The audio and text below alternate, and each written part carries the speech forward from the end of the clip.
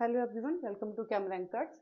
तो अपने पहले पार्ट में हमने कवर कर लिया था इलेक्ट्रोमैग्नेटिक रेडिएशन, जिसमें हमने रेडिएशन देख लिए थे, उसके सारे टाइप्स देख चुके थे। उसके बाद हमने ये पता किया कि हाँ, जो रेडिएशन है वो कंटिन्यूअस है, बट जब ये आगे जो हमें प्लैंक थ्योरी मिली उससे क्लियर हुआ कि नहीं, पार्टिकल नेचर भी है। उसका जो एक्सपेरिमेंटल प्रूफ था पार्टिकल नेचर का, प्लैंक थ्योरी का, हमने फोटो इलेक्ट्रिक इफेक्ट भी उसमें देख लिया। फोटो इलेक्ट्रिक इफेक्ट देखने के बाद हमने डुअल नेचर देखा, और फिर हमने देख लिया डुअल नेचर कंप्लीट करने के बाद de Broglie hypothesis. De Broglie hypothesis में हमने रिलेशन देख लिया फाइनली कि अगर वेव नेचर है और पार्टिकल नेचर है तो वेवलेंथ और मोमेंटम मतलब एम बी, मास और वेलोसिटी में क्या रिलेशन है। तो ये इतना हम कंप्लीट कर चुके थे ऑलरेडी। अब हम देखने वाले हैं कि जो इलेक्ट्रॉन है, ठीक है, आप ये मान चुके हैं कि वो जो इलेक्ट्रॉन्स है वो पार्टिकल है, नो डाउट। लेकिन पार्टिकल होने के साथ साथ उसमें वेव नेचर भी है। ये हमने डुअल नेचर में देख लिया, डुअल नेचर ऑफ इलेक्ट्रॉन्स में देख चुके थे, क्योंकि हमारा ये क्लियर हो चुका था कि जो वेव है, अगर वेव के अंदर पार्टिकल नेचर है, जैसा कि हमें प्लैंक कांस्टेंट थ्योरी ने बताया, तो हमारे पार्टिकल के अंदर भी तो वेव नेचर है। ठीक है, ये भी होना चाहिए, और ये जस्टिफाइड भी हो गया। देख चुके हम, डुअल नेचर भी पढ़ चुके हम, उसके बाद हम डी ब्रोगली हाइपोथेसिस भी पढ़ चुके, जिससे हमको क्लियरली ये रिलेशन भी दे दिया था। ठीक है, यहाँ तक हम ऑलरेडी कंप्लीट कर चुके थे। अब जब एक इलेक्ट्रॉन है उसके अंदर वेव नेचर है, तो फिर ये पॉसिबल नहीं है कि आप उस पार्टिकल का, उस इलेक्ट्रॉन का एक फिक्स पोजीशन पे उसकी पोजीशन को आप डिटरमाइन कर लें, उसकी वेलोसिटी को आप डिटरमाइन कर लें। क्यों? क्योंकि अगर पार्टिकल होता, जैसे कोई भी बॉल है या कोई भी पार्टिकल है कहीं पे पड़ा हुआ है, तो आप पोजीशन फिक्स है, आप पोजीशन पता कर सकते हो, उस पोजीशन पे उसकी वेलोसिटी पता कर सकते हो, उस पोजीशन पे आप एम भी निकाल सकते हो, उसका मास अगर पता है पार्टिकल का, मतलब आप मोमेंटम निकाल सकते हो उस पोजीशन पे।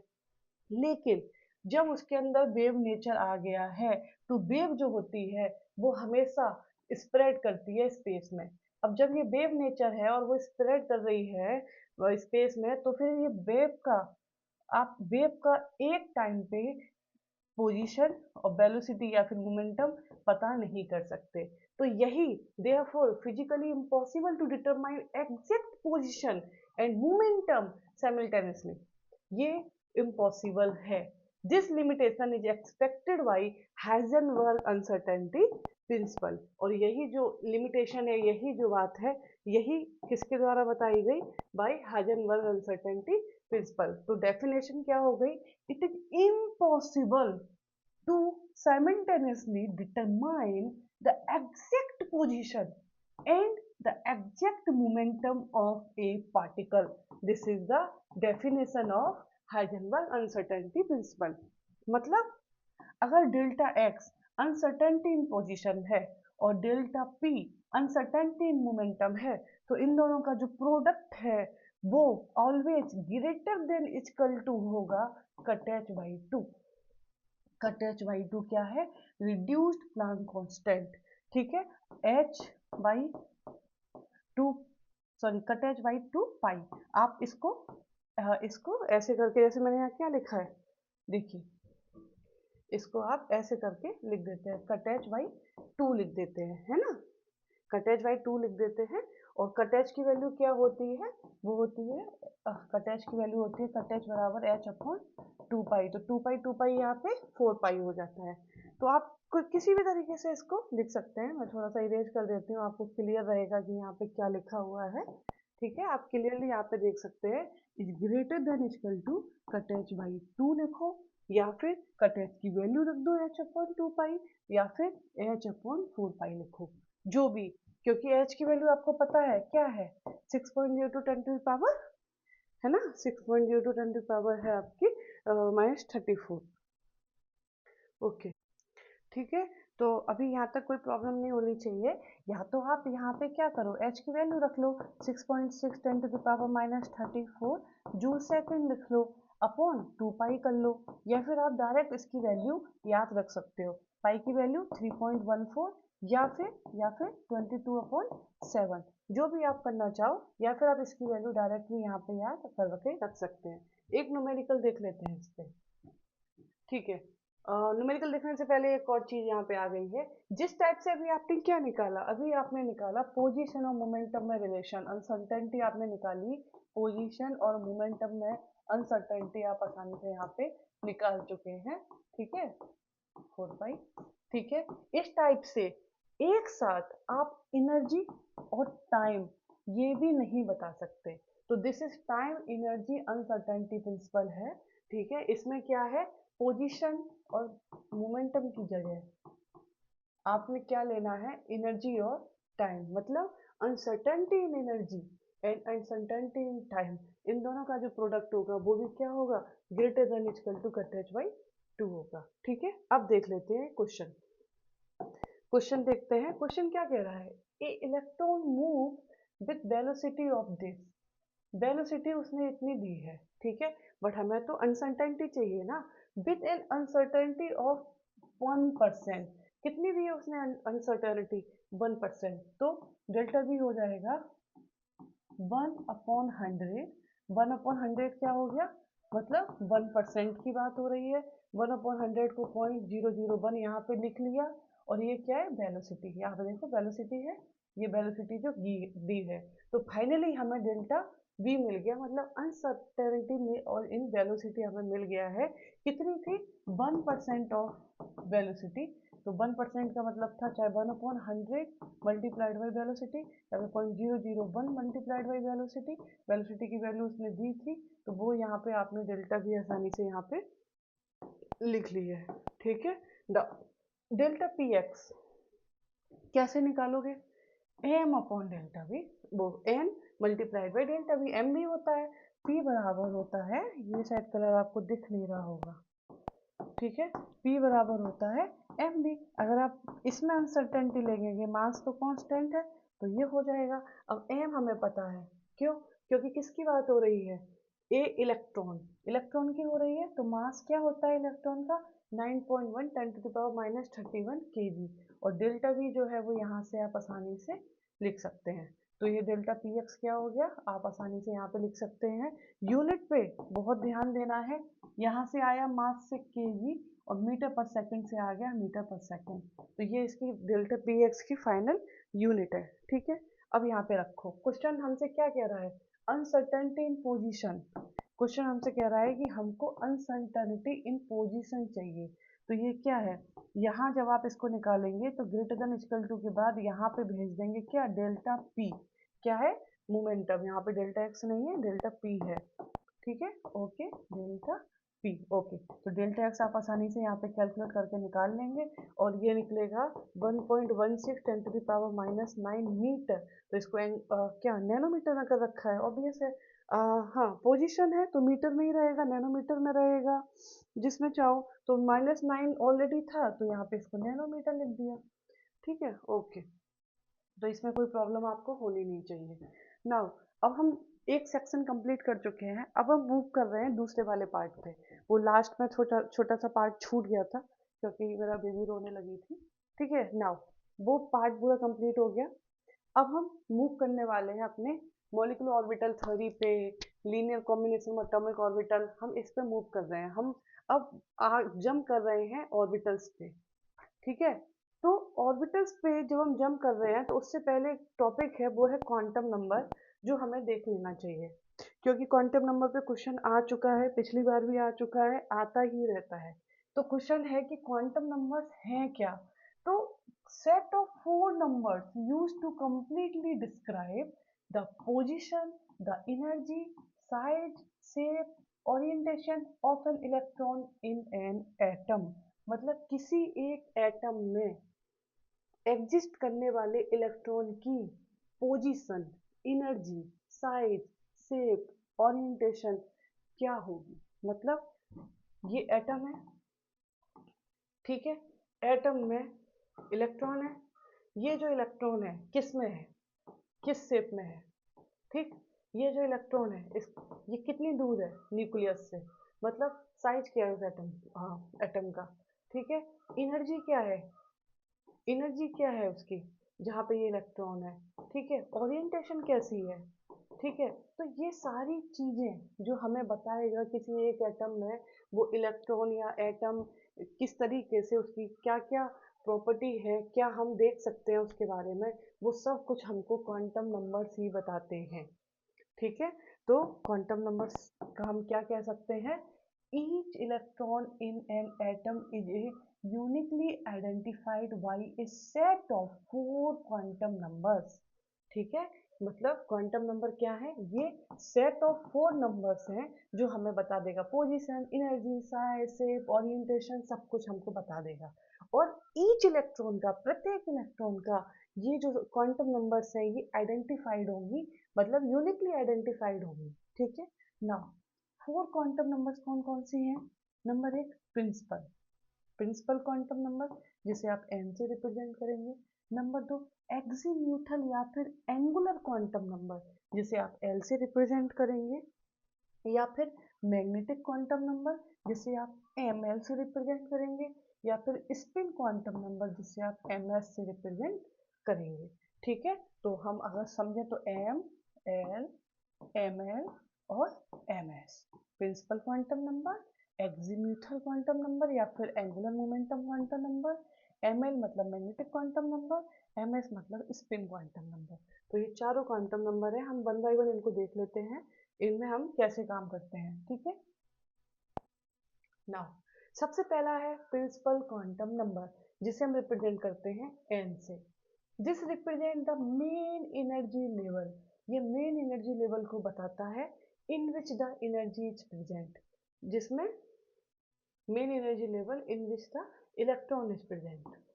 ठीक है, नाउ अगर n बराबर 1 है तो वो k सेल में है, अगर n बराबर 2 है तो वो l सेल में है, 3 है तो m सेल में है, 4 है तो n सेल में है। तो k, l, m, n ये आपको दिमाग में रखना है, 1 2 3 4। ठीक है, इतना आपको दिमाग में रखना है, k l m n 1 2 3 4। ठीक है, अब क्या क्या बताता है, इसका एप्लीकेशन क्या है, क्या फायदा है हमें n पता करने का। सबसे पहले हमें ये रेडियस या साइज बता देगा ऑर्बिटल का। क्यों, this is the formula, R N बराबर N square Z A not.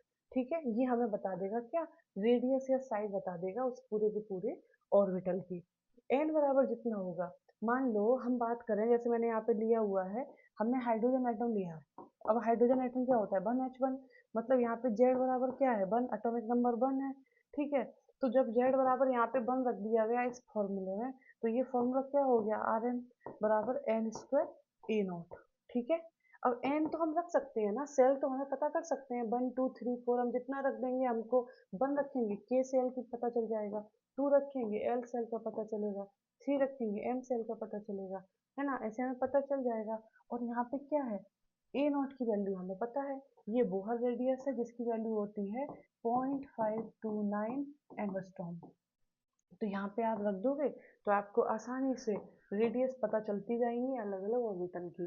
दूसरा, एनर्जी भी पता चल जाती है, this is the formula of energy, this is the formula of energy 13.6 Z square upon N square E. ठीक है, तो जेड मतलब मान लो अगर हाइड्रोजन की बात कर रहे हो तो जेड बराबर 1 रख देना, है ना। अगर आप हीलियम की बात कर रहे हो तो जेड बराबर 2 रख देना, 2 एटॉमिक नंबर है उसका। अगर आप लिथियम की बात कर रहे हो तो जेड बराबर 3 रख देना। ठीक है, उसका 3 एटॉमिक नंबर है। तो जेड क्या है, एटॉमिक नंबर है, ई क्या है, energy of the nth shell है। हाइड्रोजन एटम की बात कर रहे हो, जेड बराबर 1 रख दो, ये हो गया हाइड्रोजन एटम के लिए एनर्जी का फॉर्मूला। अब एन बराबर अलग अलग बदलते जाओगे तो अलग अलग सेल की एनर्जी मिलती जाएगी, अलग अलग ऑर्बिटल की एनर्जी मिलती जाएगी, के एल एम एन सबकी एनर्जी मिल जाएगी। तो ये फायदा हुआ हमें किसका, प्रिंसिपल क्वांटम नंबर का। दूसरा देखते हैं हम azimuthal quantum number, azimuthal quantum number L, ये हमें क्या बताएगा, present in shell and shape of the orbital.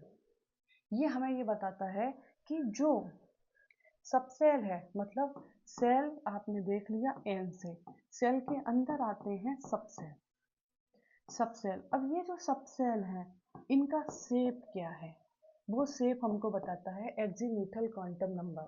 ठीक है, मान लो एल की वैल्यू अगर 0 आई तो वो एस सब सेल होगा, एल की वैल्यू 1 आई तो वो पी सब सेल होगा, 2 आई तो डी सब सेल होगा। अगर वो एस है, ठीक है, एल की वैल्यू 0 पे अगर वो एस है तो वो स्पेरिकल होगा, ऐसे करके ऐसे करके। अगर एल की वैल्यू 1 है और वो पी है तो वो डम्बल शेप होगा ऐसे करके। अगर 2 आया और वो डी है तो वो डबल डम्बल होगा ऐसे करके।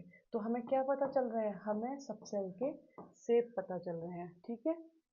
नाउ कितनी वैल्यू अलाउड होती है, कितनी वैल्यू अलाउड होती है, सो देखो यहाँ से एल की कितनी वैल्यू अलाउड होंगी ये हमें पता चलता है एन की वैल्यू से। एन की वैल्यू से अगर मान लो एन बराबर 0 है तो एल बराबर कितना हो जाएगा 0, क्योंकि क्या होता है एल की वैल्यू होती है 0 to n minus one, 0 to n minus one. तो अगर एन की वैल्यू 0 है तो ये 0 हो गया, एन की वैल्यू 1 है तो ये 0 टू 1 में 0, एन की वैल्यू 1 के लिए 0, एन की वैल्यू अगर 2 है, एन की वैल्यू 2 रखो तो 0 टू 1, तो ये 0 वो 1 हो जाएगा, ठीक है। ठीक है, तो और n की वैल्यू अगर 3 है तो 0 टू n माइनस एन कर दो ना, तो उसमें कोई दिक्कत थोड़ी है, 0 और ये 2 0 से लेके कहाँ तक 3 माइनस वन मतलब 0 टू 2 मतलब 0 1 2। तो देखो n की वैल्यू अगर n की वैल्यू 1 है तो ये हो गया कितना, ये हो गया 0। n की वैल्यू अगर 2 निकली तो ये 0 और 1 हो गया, n की वैल्यू अगर 3 निकली तो 0 1 2 हो गया, मतलब यहाँ पे 0 ही है, यहाँ पे 2, यहाँ पे 3, ठीक है। तो ये क्या है आपको यहाँ से पता चल जाएगा, इसको थोड़ा हम आगे भी देख लेंगे और क्लियर हो जाएगा।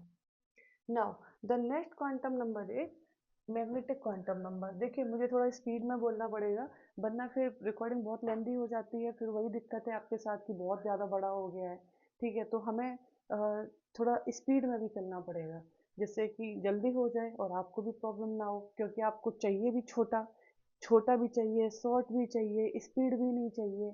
आप कोई भी चीज़ को अच्छे से समझाओगे, रुक के समझाओगे तो लेंदी हो जाएगा। मैंने पॉलीमर के इतने सारे लेक्चर डाल दिए लेकिन बच्चों का कहना था कि मैम टू मच है, बहुत ज़्यादा है, पैनिक हो रहे हैं, शॉर्ट में चाहिए। शॉर्ट में चाहिए तो बेटा स्पीड मेंटेन करनी पड़ेगी फिर तो, ठीक है ना। नेक्स्ट क्वांटम नंबर है मैग्नेटिक क्वांटम नंबर जो है आपका ml, ठीक है। तो ये हमें क्या बताता है, ये हमें बताता है orientation of orbital in space, orientation of orbital in space, ठीक है। इसका क्या होता है, ml की वैल्यू होती है माइनस एल से प्लस एल के लिए। जैसे मान लो एल की वैल्यू 2 है तो क्या हो जाएगा माइनस एल से प्लस एल क्या हो जाएगा -2 से +2, तो -2 से +2 चलो -2 -1 0 +1 +2, तो टोटल कितनी हो गई, टोटल हो गई 5, टोटल हो गई 5। यहाँ पे देखो एक बार, हाँ एल की वैल्यू, हाँ ठीक है, एल की वैल्यू अगर 0 है तो टोटल वैल्यू क्या हो गई माइनस एल से प्लस एल, है ना, तो ये हो गई 0। आप टोटल ऑर्बिटल्स यहाँ से भी देख सकते हो, 2l + 1 कर दो, 1 हो गई और वो क्या है 0। अगर और l बराबर 0 के लिए क्या था, s ऑर्बिटल था, l बराबर 1 रखो तो सबसेल कौन सी है p, ये जस्ट अभी हम पीछे ही l में देख के आए हैं, वो हमें शेप बताएगा ना, ठीक है। टोटल कितनी ऑर्बिटल हो गई, 3 हो गई। अब वो 3 कौन कौन सी होगी, ml की वैल्यू क्या होगी, चले जाओ माइनस एल से प्लस एल, चले गए तो -1 से +1 हो गया, तो -1 0 और +1, तो ये -1 0 और +1 ये होती है px py और pz, ठीक है, ये मैंने यहाँ पे लिख दिए हैं। अगर आपने एल की वैल्यू 2 रख दी तो 2 के लिए क्या हो गया -2 से +2, यहाँ पे चलेगा -2 से +2, ये हो गई टोटल 5 हो गई, टोटल 5 इससे भी निकाल सकते हो, हर तरीका मैंने यहाँ पे लिख दिया है, टोटल 5 हो गई। और आपका शेप हो गया डी, तो 5 कौन कौन से होते हैं, 5 होते हैं, मैं यहाँ लिख देती हूँ 5, d x y d y z d z x d x square minus y square and d z square, ये 5 हो गई, ठीक है। नाउ लास्ट क्वांटम नंबर है स्पिन क्वांटम नंबर, ठीक है। स्पिन क्वांटम नंबर हमें क्या बताता है कि इलेक्ट्रॉन की स्पिन कैसी होगी। अब आप ऐसे समझो एक बार, मान लो 1s1 है और 1s2 है, ये है 1s1, ये है 1s2, ठीक है। यहाँ पे एक इलेक्ट्रॉन है, यहाँ पे 2 इलेक्ट्रॉन है।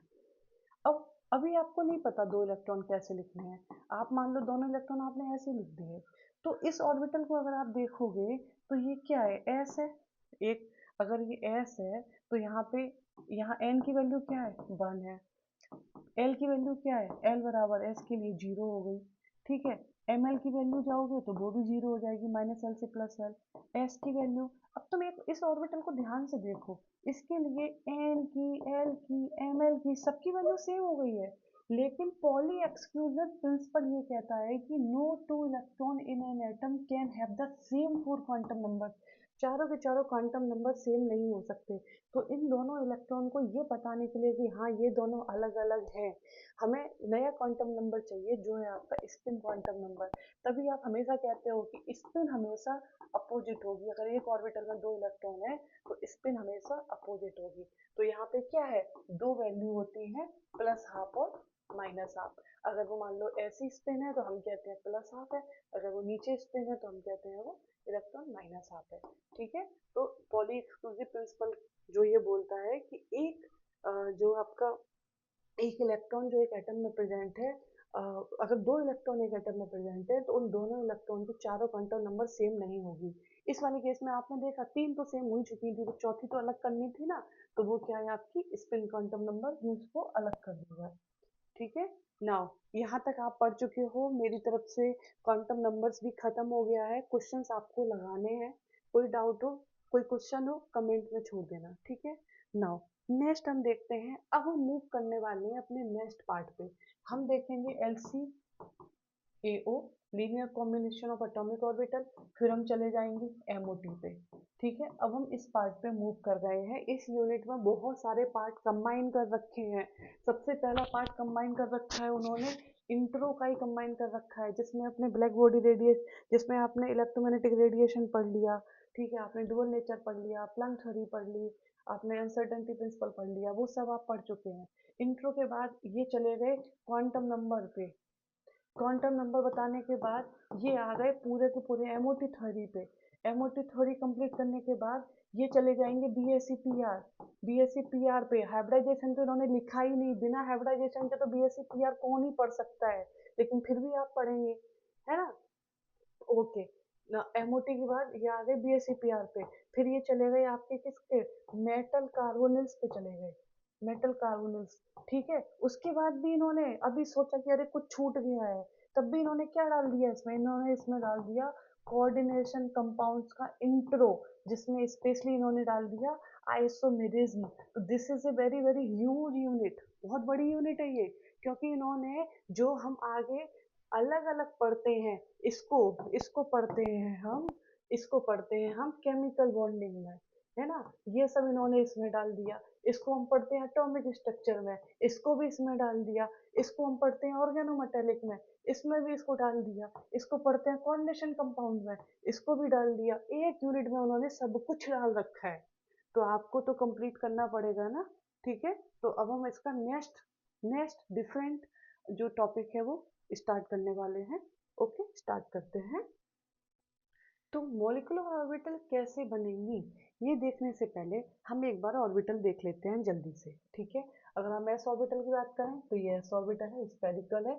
मैंने यहाँ पे अलग अलग फेजेस दिखाए हैं। ठीक है, पी ऑर्बिटल में आपने देखा वो डंबल होते हैं, तीन दिखाए हैं। अगर वो एक्स एक्सिस पे है पी एक्स, वाई एक्सिस पे है पी वाई, जेड एक्सिस पे है देन पी जेड। यहाँ पे आप देखो दोनों लोग में अलग अलग फेज है, ये प्लस ये माइनस। ठीक, ये माइनस ये फेज, प्लस ये माइनस ये, मतलब दोनों लोग में अलग अलग फेज है। नाउ अगर आप डी की बात करें तो डी में पांच होते हैं, डी में पांच होते हैं। पांच में आपके तीन होते हैं एक्सियल और दो होते हैं, ओ सॉरी, दो होते हैं एक्सियल और तीन होते हैं non axial.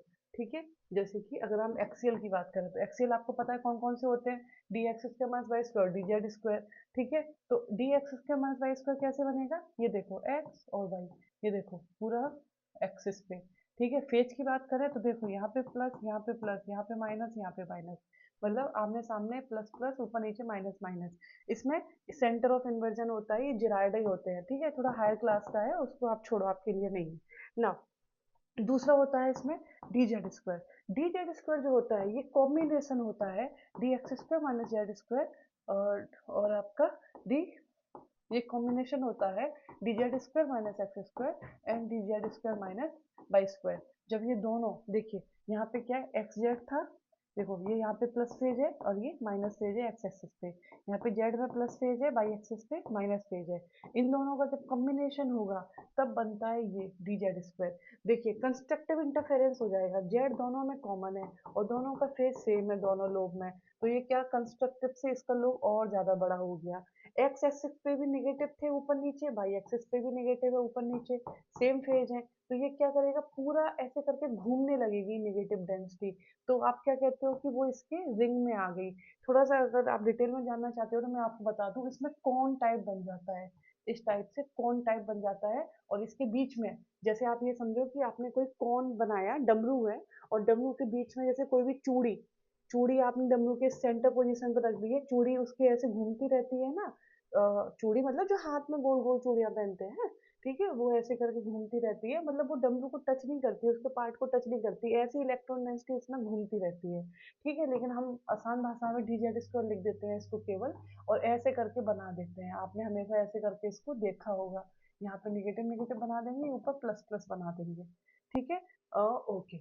Now non axial आपके तीन है, कौन कौन से, d x y, d y z and d z square, sorry d x y, d y z and d z x. X y में क्या है, एक्स एक्सिस और वाई एक्सिस। ये क्या है, ये नॉन एक्सियल है, मतलब एक्सिस पे नहीं होंगे, बिटवीन द एक्सिस होंगे। तो ये देखो वो वाले कैसे थे, एक्सिस पे ही थे, एक्सिस पे ही ऐसे करके बनाए थे ना, एक्सिस पे ही बनाए थे। ये बिटवीन द एक्सिस है। ये देखो वाई जेड है, ये देखियो जेड एक्स। आप देखोगे फेज इसमें भी देखो प्लस प्लस, बिल्कुल ऐसे, माइनस माइनस ऐसे, जी होते हैं, जेराडे होते हैं। ठीक है ना, यहाँ तक हो गई, आपने ऑर्बिटल देख लिए एस पी डी तीनों। अब हम आते हैं बॉन्ड फॉर्मेशन कैसे होता है। तो बॉन्ड कौन कौन से आप देखते हो, वैसे तो बॉन्ड बहुत सारे होते हैं, सिग्मा पाई डेल्टा, लेकिन अभी हम केवल सिग्मा और पाई पे चलेंगे, आपके लिए उतना इनफ है। बॉन्ड फॉर्मेशन जो होता है वो किस टाइप से होगा, सिग्मा बॉन्ड जो होगा वो होगा overlapping of S S S P P P, इन सब का मतलब, इन शॉर्ट मैंने यहाँ पे लिखा है क्या फिर से, यहीं पे लिखा हुआ है वो सब, वो है आपके लिए ये। सिग्मा बॉन्ड बनेगा हेड टू हेड ओवरलैपिंग से, और पाई बॉन्ड बनेगा साइड वाइज ओवरलैपिंग से। मतलब सिग्मा बॉन्ड बनेगा हेड टू हेड, मतलब इधर से इधर से, आप ऐसे एरो से समझो, ऐसे मेरा अगर फेस दिख रहा होता तो मैं आपको क्लियरली हाथ मूवमेंट करके बता सकती। ये देखिए हेड टू हेड, और ये दूसरा बनता है साइड वाइज, ऐसे साइड साइड से। ठीक है, जरा देखते हैं, देखते हैं, आपको थोड़ा उधर और अच्छे से समझ में आ जाएगा। सिग्मा बॉन्ड बना रहे हैं सबसे पहले, और सिग्मा बॉन्ड बनता है किससे, हेड टू हेड ओवरलैपिंग। तो पहले एस एस ओवरलैपिंग कराओ, तो ये एस और ये एस दोनों का फेज अगर सेम है तो ये क्या कर लेगा, एस एस ओवरलैपिंग से सिग्मा बॉन्ड बन जाएगा। ठीक है, एग्जाम्पल के तौर पे आपने एच टू मॉलिक्यूल ले लिया, एच टू मॉलिक्यूल में क्या है, वन एस वन, मतलब इसमें ऐसे करके और इसमें ऐसे करके दोनों ओवरलैपिंग करेंगे, ये देखो बॉन्ड बन गया, सिग्मा बन गया ऐसे, एच तभी तो ऐसे लिखते हैं ना, एच एच। ठीक है, मैं इरेज कर देती हूँ उसको। ओके, नेक्स्ट, नेक्स्ट है आपका एस पी ओवरलैपिंग, मतलब ये है एस और ये है पी। जो इंटरफेरेंस होता है कंस्ट्रक्टिव वो सेम फेज में होता है, तो पी का जो प्लस वाला फेज है वो इधर, एस का प्लस वाला फेज, अगर मान लो एस ये होता, ये वाला एस होता तो कैसे होता, कैसे होता, ऐसे होता, निगेटिव फेज से, कंस्ट्रक्टिव इंटरफेरेंस से। ये भी सिग्मा बॉन्ड, एग्जांपल के तौर पे H C L, H C L ऐसे तो लिखते हो ना, एच सी एल ऐसे ही लिखते हो ना, सिग्मा बॉन्ड आपको दिखता है ना इसमें, कैसे बना, वन एस वन से बना, किसका वन एस वन, हाइड्रोजन का। क्लोरीन क्या होता है, 17 Cl, ये क्लोरीन का इलेक्ट्रॉनिक कॉन्फ़िगरेशन है। ठीक है, तो इसमें क्या होता है, इसमें एक इलेक्ट्रॉन प्रेजेंट रहता है पी जेड में, तो इस टाइप से सिग्मा बॉन्ड बन जाता है। ठीक है, पीपी ओवरलैपिंग से भी बनता है, ये देखो पीपी क्लियरली आप देख सकते हो, Cl2 मॉलिक्यूल इसका बहुत अच्छा एग्जांपल है, Cl ऐसे लिख देते हो ना, ये जो सिग्मा बॉन्ड है वो पीपी से बनता है, किससे, पीपी ओवरलैपिंग से सिग्मा बॉन्ड बनता है। देखो plus page of one P, plus page of second P, मतलब ये एक क्लोरीन का है, ये दूसरे क्लोरीन का है, और दोनों में ओवरलैपिंग हो गई, सिग्मा बॉन्ड बन गया। पाई बॉन्ड फॉर्मेशन कैसे होता है, साइड वाइज ओवरलैपिंग से होता है। तो अभी तक पढ़ते तो चले आ रहे हो, लेकिन आपने ऑर्बिटल के पर्सपेक्टिव से कभी सोचा नहीं होगा, लेकिन अब आपको ऑर्बिटल के पर्सपेक्टिव से सोचना पड़ेगा, क्योंकि अब आपको पढ़नी है क्या, MOT, molecular orbital theory. Now pi bond formation एक बार देखते हैं यहाँ पे, pi bond formation, pi bond आपको कहाँ देखने को मिलता है? पाई बॉन्ड आप आसानी से, अगर एग्जांपल के तौर पे मैं आपसे बात करूँ, तो N2 मॉलिक्यूल आप देखते हैं, सबसे आसान एग्जांपल यही है। N2 मॉलिक्यूल आप कैसे बना देते हो? N ट्रिपल बॉन्ड N बना देते हो। आपसे पूछा जाता है कितना सिग्मा कितना पाई, आप कहते हो 1 सिग्मा 2 पाई, ऐसे आसानी से बोल देते हो ना आप। कैसे बने? नाइट्रोजन को देखो, नाइट्रोजन क्या होता है? 7n होता है, 2,5 होता है। ठीक है, आप बैलेंस को ले लो, ये बैलेंस है 2s2 एंड 2p3, ये बैलेंस है, इसमें कोई आपको डाउट नहीं होना चाहिए। सेम दूसरे वाले नाइट्रोजन के पास भी होगा, ये दूसरे वाले नाइट्रोजन का हो गया। ठीक, अब आप देखो, आप देखो बीबीटी आपके सिलेबस में है नहीं, उन्होंने लिखा नहीं, पता नहीं क्यों बीच बीच में सिलेबस दे दिया। बेसिक सोचा होगा, बेसिक आप 12th में पढ़ के आए हो, चलो कोई बात नहीं। मैं आपको बता दूं, बैलेंस बॉन्ड थ्योरी ये कहती है कि जब भी बॉन्ड फॉर्मेशन होगा तो हमेशा बैलेंस इलेक्ट्रॉन से ही होगा।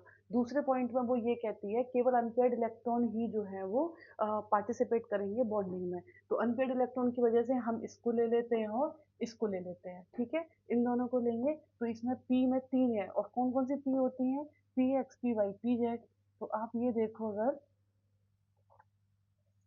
ये आपकी पी एक्स हो गई, अगर हमने इसे एस माना, ठीक है, और दूसरे वाले की भी यहाँ पे पी एक्स आ गई, तो ये दोनों पी एक्स, ये दोनों पी एक्स सिग्मा बॉन्ड बना लेगी।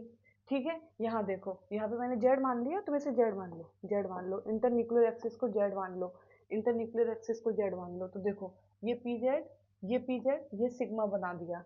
अब p x p y p z तीनों एक दूसरे के परपेंडिकुलर होती हैं, 90 पे होती हैं। तो ये देखो, मान लो ये पी एक्स है, इसके 90 पे है, इसकी भी पी एक्स इसके 90 पे है, तो ये साइड वाइज ओवरलैपिंग करेगा, एक पाई बना देगा साइड वाइज से।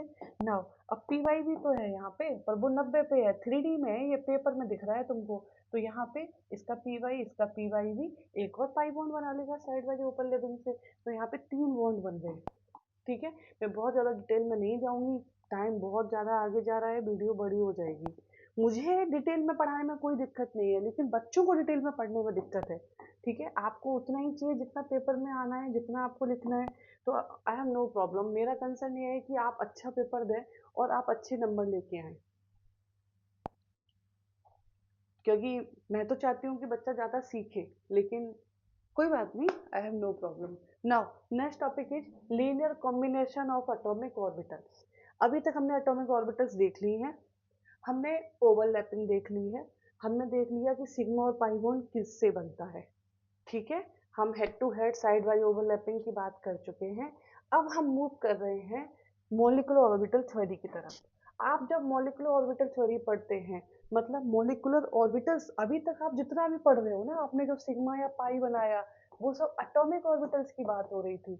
Sigma bond in atomic orbital, pi bond in atomic orbital, इन सब की बात हो रही थी। लेकिन जब आप मॉलिक्यूलर ऑर्बिटल में बात करेंगे, मॉलिक्यूलर ऑर्बिटल क्या है? अरे भाई, अंतर ही समझ में नहीं आ रहा होगा, कोई बात नहीं, मान लो ये क्या है, H2 है, किससे बना? HH से। तो ये एटम है, ये एटम है, पर जब ये दो एटम मिल गए तो एक बन गया मॉलिक्यूल। और ये जो मॉलिक्यूल है, अब इसकी हमें बात करनी है। देखिए, हमें जितनी भी चीज़ें मिली थी, उन सबसे हमें एटम के बारे में तो सब कुछ पता है, हमने क्वांटम नंबर भी देख लिया। क्वांटम नंबर में बहुत सारी चीज़ें, अफवाह रूल में एनर्जी पता कर लेते हैं हम, पॉली एक्सक्लूसिव प्रिंसिपल से हमें बहुत सारे नियम मिले। लेकिन जब एक एटम मिलके मॉलिक्यूल बना लेते हैं, तो मॉलिक्यूल के बारे में हमें कैसे पता चलेगा? उसमें पैरामैग्नेटिक है या डायमैग्नेटिक है, उसकी प्रॉपर्टी कैसी है, उसकी एनर्जी लेवल कैसे है, उनका इलेक्ट्रॉनिक कॉन्फ़िगरेशन क्या है, वो सब हमें नहीं पता चलता है। तो वो सब पता करने के लिए, मॉलिक्यूल के बारे में पता करने के लिए, हमें मॉलिक्यूलर ऑर्बिटल थ्योरी को पढ़ना पड़ता है। तो मॉलिक्यूलर ऑर्बिटल थ्योरी अगर आप पढ़ेंगे, तो उनके एनर्जी लेवल तो आपको पता करने पड़ेंगे ना, क्योंकि जब आप एटॉमिक लेवल्स की बात करते हो तो आपको पता है एटॉमिक लेवल्स में एस ऑर्बिटल है, फिर उससे ज़्यादा एनर्जी जानी है पी ऑर्बिटल पे चले जाओ, उससे ज़्यादा एनर्जी चाहिए डी ऑर्बिटल पे चले जाओ। लेकिन मॉलिक्यूल के बारे में तो ये सब नहीं है, मॉलिक्यूल के लिए आपको अलग से पढ़ना है, क्योंकि वो तो एटम पे काम करते हैं। तो मॉलिक्यूल के लिए जो एनर्जी लेवल बनेंगे, आपको इनके मॉलिक्यूलर ऑर्बिटल्स भी बनानी पड़ेंगी। अब वो मॉलिक्यूलर ऑर्बिटल्स कैसे बनती हैं? वो बनती हैं bye linear combination of atomic orbital, LCAO के थ्रू। ठीक है, ओके।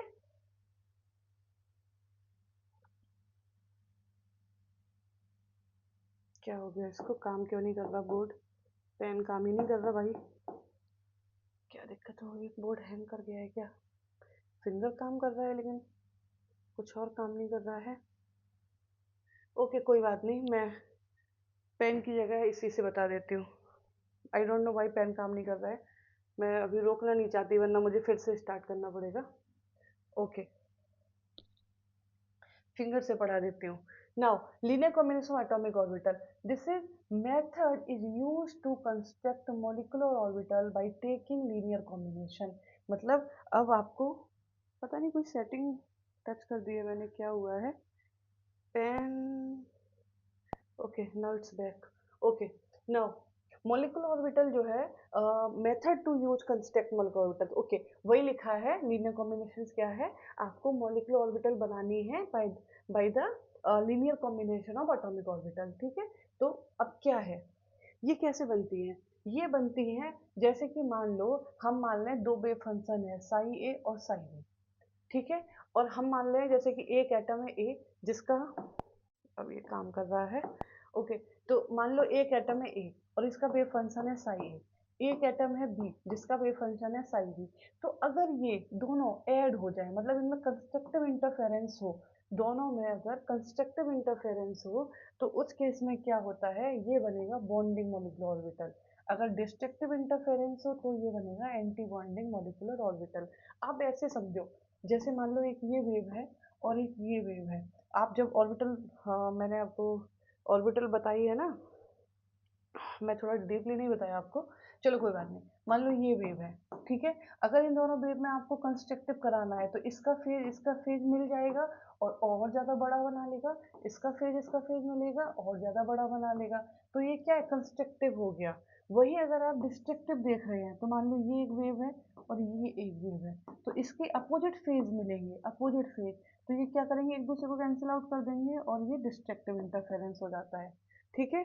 तो हमें इससे दो मिलते हैं, एक बनता है बॉन्डिंग मॉलिक्यूलर ऑर्बिटल, एक बनती है एंटी बॉन्डिंग मॉलिक्यूलर ऑर्बिटल, ठीक है? ओके आगे देखते हैं।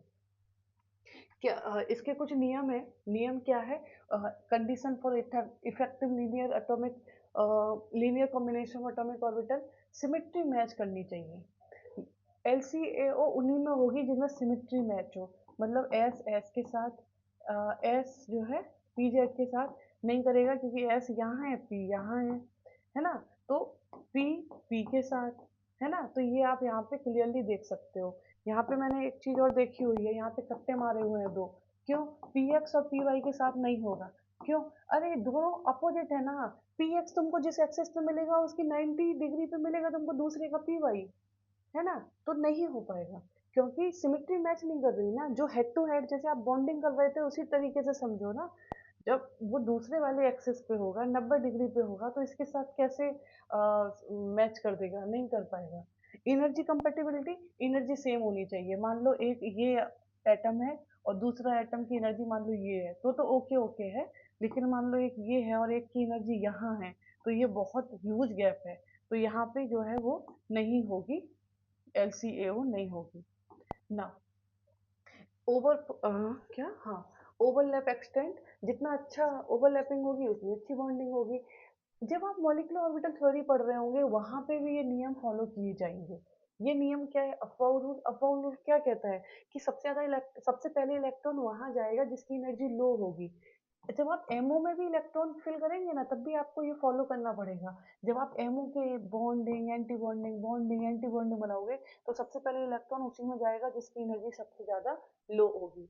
फॉलो एक्सक्लूसिव प्रिंसिपल, ये भी यहाँ पे फॉलो करना पड़ेगा कि सबसे पहले एक इलेक्ट्रॉन भरने के बाद पेयरिंग जो होगी वो अपोजिट स्पिन के साथ होगी, और पहले जितने भी सेम एनर्जी के लेवल है पहले दोनों में इलेक्ट्रॉन भर लो उसके बाद ही पेयरिंग होगी। तो ये पॉली एक्सक्लूसिव प्रिंसिपल भी इसमें लागू होगा जैसा एटम्स में होता है, ठीक है? अब जरा बनाते हैं अपनी बॉन्डिंग और anti bonding molecular orbital, okay? Now bonding बनाते हैं, ठीक है? तो यहाँ पे क्या है, एक एटॉमिक ऑर्बिटल का एस, दूसरे एटॉमिक ऑर्बिटल का एस, और इसने क्या किया, यहाँ पे लीनियर कॉम्बिनेशन एटॉमिक ऑर्बिटल हुआ और बन गया सिग्मा एस, ठीक है? अगर आप ये समझ में नहीं आ रहा है तो मैं आपको बता दूं, जब मॉलिक्यूल बनता है, मान लो हम डाई एटॉमिक मॉलिक्यूल बना रहे हैं, डाई एटॉमिक मॉलिक्यूल ही आप पढ़ेंगे, टेट्रा ट्राई वो सब बहुत कॉम्प्लिकेटेड है, वो सब आप नहीं पढ़ेंगे। डाई एटॉमिक मॉलिक्यूल आप बना रहे हैं तो एक एटम है यहाँ, ठीक है, उसके एटॉमिक ऑर्बिटल है यहाँ, एक एटम है यहाँ, उसके एटॉमिक ऑर्बिटल है यहाँ। तो उन सबके एटॉमिक ऑर्बिटल एनर्जी वाइज यहाँ सेट होंगे, उन सबके एटॉमिक ऑर्बिटल एनर्जी वाइज यहाँ सेट होंगे। लीनियर कॉम्बिनेशन करने के बाद उनकी मॉलिक्यूलर ऑर्बिटल यहाँ पे सेट होंगे। तो यहाँ पे बनेगा, मान लो वो ए है तो A2, अगर HH है तो H2, CC है तो C2, यहाँ पे बन रहा है मॉलिक्यूल। तो दीज आर मॉलिक्यूलर ऑर्बिटल, ठीक है। तो हम जो बात कर रहे हैं, हम बात कर रहे हैं मान लो इसका S और इसका S। तो अब जरा वापस आते हैं जो हम यहाँ देख रहे हैं, एक का S दूसरे का S कंस्ट्रक्टिव इंटरफेरेंस बन गया सिग्मा S, एक का S दूसरे का S अपोजिट फेज के साथ डिस्ट्रक्टिव इंटरफेरेंस बन गया sigma star S। Sigma S को आप बोल रहे हैं bonding S orbital, bonding sigma S molecular orbital. Star अगर लग गया तो इसे आप बोल रहे हैं एंटी बॉन्डिंग, ठीक है। ओके, चलो वापस आते हैं, पीपी से बनाते हैं। तो मैंने आपको बताया पीपी से भी सिग्मा बनता है अगर वो आपके हेड टू हेड ओवरलैपिंग करते हैं तो जरा हेड टू हेड कराओ। ये देखिए, हम आपको ऑर्बिटल और sigma bond pi bond formation already अभी जस्ट बता के आए हैं, मैं उस चीज को बार बार रिपीट नहीं करूंगी। यहाँ पे हेड टू हेड हो गया, कंस्ट्रक्टिव इंटरफेरेंस, दोनों फेज मिल गए और देखो सिग्मा पी जेड बन गया बॉन्डिंग, ठीक। यहाँ पे देखो फेज अपोजिट है, डिस्ट्रक्टिव इंटरफेरेंस देखो बीच बीच में गायब हो गया, बीच का है ये पोर्शन, देखो बीच में गायब हो गया क्योंकि डिस्ट्रक्टिव हो गया, एक फेज दूसरे फेज को खा गया, स्टार लग गया anti bonding. Side wise same phase side wise, same phase side wise, तो ऊपर पूरा सेम फेज की इलेक्ट्रॉन डेंसिटी, नीचे पूरी सेम फेज की electron density, this is pi bonding. Opposite phase side wise, opposite phase side wise, ऊपर ऊपर को खा गया, ऊपर नीचे नीचे को खा गया, एंटी बॉन्डिंग पाई, ठीक है। तो यहाँ पे आपने क्या बना लिए, आपने बना लिए बॉन्डिंग और एंटी बॉन्डिंग। अब जरा इसको मॉलिक्यूलर डायग्राम में डाल के देखते हैं और फिर आपको बताते हैं कैसे ये काम किया। तो देखिए आप, एटॉमिक ऑर्बिटल यहाँ पे लिखा है 1s, दूसरे एटम का 1s, this is atom 1, this is atom 2 और यहाँ पे उसका मॉलिक्यूल, राइट। तो ये है 1s, ये है 1s, दोनों ने क्या किया, यहाँ पे कंस्ट्रक्टिव लीनियर कॉम्बिनेशन हुआ, बॉन्डिंग हो गया, एमओ यहाँ पे anti bonding ammo. Now same हुआ 2s के साथ, 2s के साथ भी बॉन्डिंग एंटी बॉन्डिंग, देखो अंतर है, यहाँ पे 1s लिखा है मैंने, यहाँ पे 2s लिखा है, ठीक है। नाउ पी, पी तीन है, इसके पास भी तीन पी है, तीन पी में हम N2 के केस में आपको ऑलरेडी बता चुके हैं, तीन पी में एक पी कर देता है हेड टू हेड, अगर हम जेड को इंटरन्यूक्लियर एक्सिस माने तो पीजेड कर लेता है, हेड टू हेड सिग्मा बनाता है। वही दो पी एक्स पाई बनाता है, पी वाई पाई बनाता है। तो यहाँ पे भी वैसा ही होगा, तो यहाँ पे तीन पी है, यहाँ पे तीन पी है, तो यहाँ पे क्या होगा, एक बनेगा सिग्मा, तो ये देखो सिग्मा बॉन्डिंग, तो उसके करस्पॉन्डिंग एंटी बॉन्डिंग, फिर ये पाई, उसके करस्पॉन्डिंग पाई स्टार, ठीक है। करस्पॉन्डिंग का मतलब है अगर वो सेम फेज से हो रहा है तो बॉन्डिंग बन जाएगा, अगर वो अपोजिट फेज से हो रहा है तो एंटी बॉन्डिंग बन जाएगा, ठीक है। तो ये आप क्लियरली यहाँ पे देख सकते हो। अब जो यहाँ मैटर था, वो मैटर क्या था, वो मैटर अब आपको आगे देखने को मिलेगा। देखिए, इस चीज पे फोकस करिए, इतने पोर्शन पे जरा एक बार फोकस करिए। कुछ केसेस में ये पोर्शन आपको देखने को मिलेगा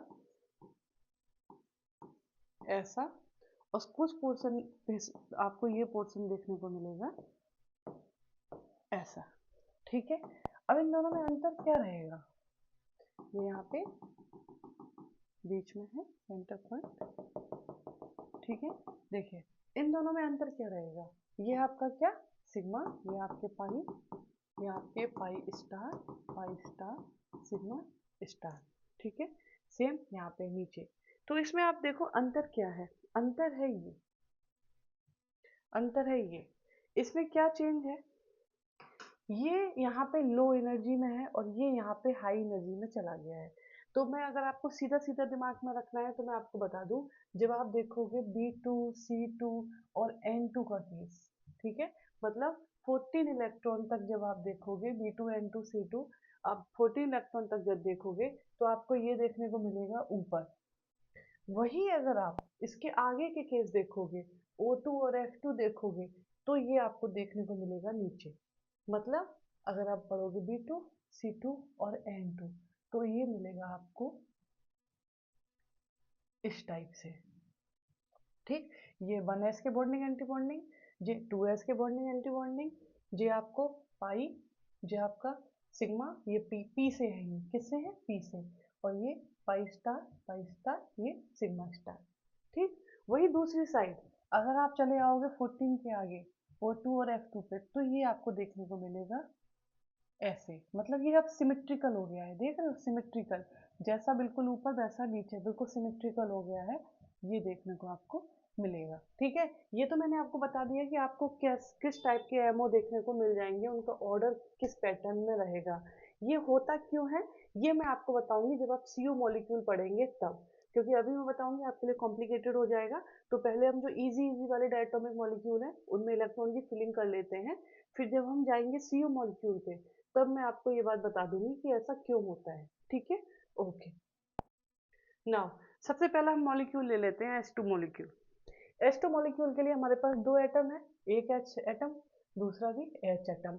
H का हमको पता है 1H1 होता है, सिंपल 1s1 है। तो ये देखिए यहाँ पे आपने इसका एटॉमिक ऑर्बिटल, इसका एटॉमिक ऑर्बिटल, अब इन दोनों का क्या होगा, linear combination of atomic orbital, ये एक बन गया बॉन्डिंग, ये बन गया एंटी बॉन्डिंग। हमने आपको बताया कि आप एमओटी में भी सारे रूल फॉलो करेंगे, अबव रूल भी फॉलो होगा, पॉली एक्सक्लूजन प्रिंसिपल भी फॉलो होगा। तो अबव रूल क्या बोला, सबसे पहले इलेक्ट्रॉन किस में जाएंगे, लोअर में, तो ये लोअर एनर्जी थी, ये लोअर एनर्जी की मॉलिक्यूलर ऑर्बिटल है, तो इसमें दोनों इलेक्ट्रॉन इसमें आ गए, तो ये क्या हो गया आपका H2 मॉलिक्यूल के साथ आपने काम किया। जरा इसका बॉन्ड ऑर्डर देख लेते हैं। इलेक्ट्रॉनिक कॉन्फ़िगरेशन क्या हो गया, सिंपल 1s है और उसमें दो इलेक्ट्रॉन है, कोई प्रॉब्लम नहीं है। बॉन्ड ऑर्डर होता है 1/2 Nv, number of bonding electron, minus Na, number of anti bonding electron. Anti bonding तो खाली है इसका, एंटी बॉन्डिंग में कुछ भी है नहीं, तो इसमें क्या हो गया 1/2 Nv में दो इलेक्ट्रॉन है बॉन्डिंग में, एंटी बॉन्डिंग में कितना है, 0 इलेक्ट्रॉन है, कुछ भी उसमें है नहीं।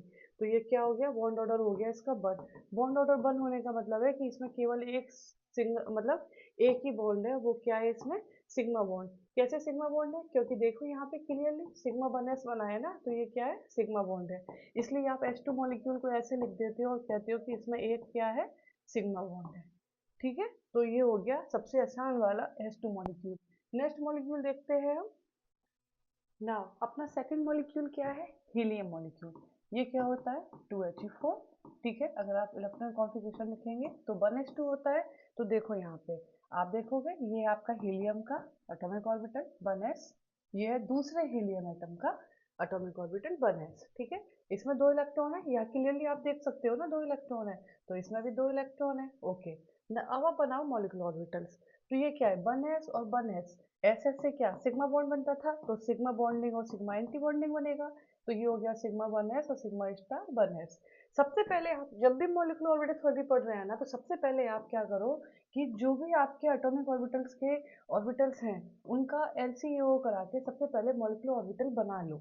मॉलिक्यूलर ऑर्बिटल जब आप रेडी कर लेते हो, ठीक है, उसके बाद देखो इलेक्ट्रॉनिक कॉन्फ़िगरेशन है, इसमें क्या था, H2 था, ये भी H2 था। अब आप फिलिंग करो, तो फिलिंग में सबसे पहले जो लो एनर्जी होगी उसमें सबसे पहले, अच्छा ऐसे करो, 1 बाय 1 करो, एक भरा, फिर दूसरा आ गया, तब तीसरा इसमें जाएगा और फोर्थ इसमें जाएगा। तो आप देख सकते हो क्लियरली यही तो बना हुआ है यहाँ पे। तो इसका इलेक्ट्रॉनिक कॉन्फ़िगरेशन क्या हो गया, सिग्मा 1s2, दो इलेक्ट्रॉन है इसमें, और ग्रेटर मतलब ये एनर्जी का साइन है, ज्यादा एनर्जी किसकी है, इसमें एंटी बॉन्डिंग की, तो ये हो गया। उसके बाद इसमें भी दो इलेक्ट्रॉन। तो देखो इलेक्ट्रॉनिक कॉन्फ़िगरेशन आपने आसानी से लिख लिया। बॉन्ड ऑर्डर मैं आपको बता चुकी हूँ, 1/2 Nb माइनस Na, बॉन्डिंग में भी दो इलेक्ट्रॉन है, एंटी बॉन्डिंग में भी दो इलेक्ट्रॉन है, 2 - 2 0 हो गया। बॉन्ड ऑर्डर जीरो मतलब no bond formation in this case, इस केस में कोई भी बॉन्ड फॉर्मेशन नहीं होगा। तो जो हीलियम है वो मॉलिक्यूल नहीं बनाता है, बल्कि He2 ही रहता है, ये मोनो एटॉमिक एटम है, इसमें क्या है, मॉलिक्यूल नहीं बनते हैं। सो इस cylinder of helium gas contains separate helium atoms. अगर कोई भी आप सिलेंडर भी लेते हो हीलियम गैस का, तो उसमें सेपरेट हीलियम एटम्स ही रहते हैं जो बिल्कुल फ्रीली मूव करते रहते हैं, क्योंकि इसका बॉन्ड ऑर्डर जीरो है, कोई बॉन्ड बनता ही नहीं है। लेकिन अगर कुछ स्पेशल कंडीशन जनरेट की जाए, कुछ स्पेशल कंडीशन दी जाए, तो हीलियम का कैटायन एनायन अगर बने तो हीलियम मॉलिक्यूल बन सकता है, मतलब He2 और He2 माइनस बन सकता है, इनमें बॉन्ड ऑर्डर आ जाते हैं जब भी आप इसका इलेक्ट्रॉन मॉलिक्यूलर ऑर्बिटल डायग्राम बनाएंगे। तो अगर आप He2 प्लस की बात करें, मैं एक बार इसको इरेज कर लूँ फिर आपको ये बताती हूँ। He2 प्लस में क्या हुआ, He2 आपके सामने बना हुआ है, प्लस में मतलब एक इलेक्ट्रॉन निकल गया है। एक इलेक्ट्रॉन जब निकल गया है तो यहाँ पे ये He2 आपके सामने बना हुआ है, एक इलेक्ट्रॉन निकल गया तो यहाँ से एक गायब, क्योंकि आप एनर्जी भरोगे तो 3 इलेक्ट्रॉन में है, आप 1 2 और एक ये 3, है ना। तो अभी क्या हो गया, बॉन्डिंग 2 और एंटी बॉन्डिंग अब एक ही हो गया, तो क्या हो गया ये 0.5 आपके पास, मतलब इस केस में वीक बॉन्ड बन जाएगा।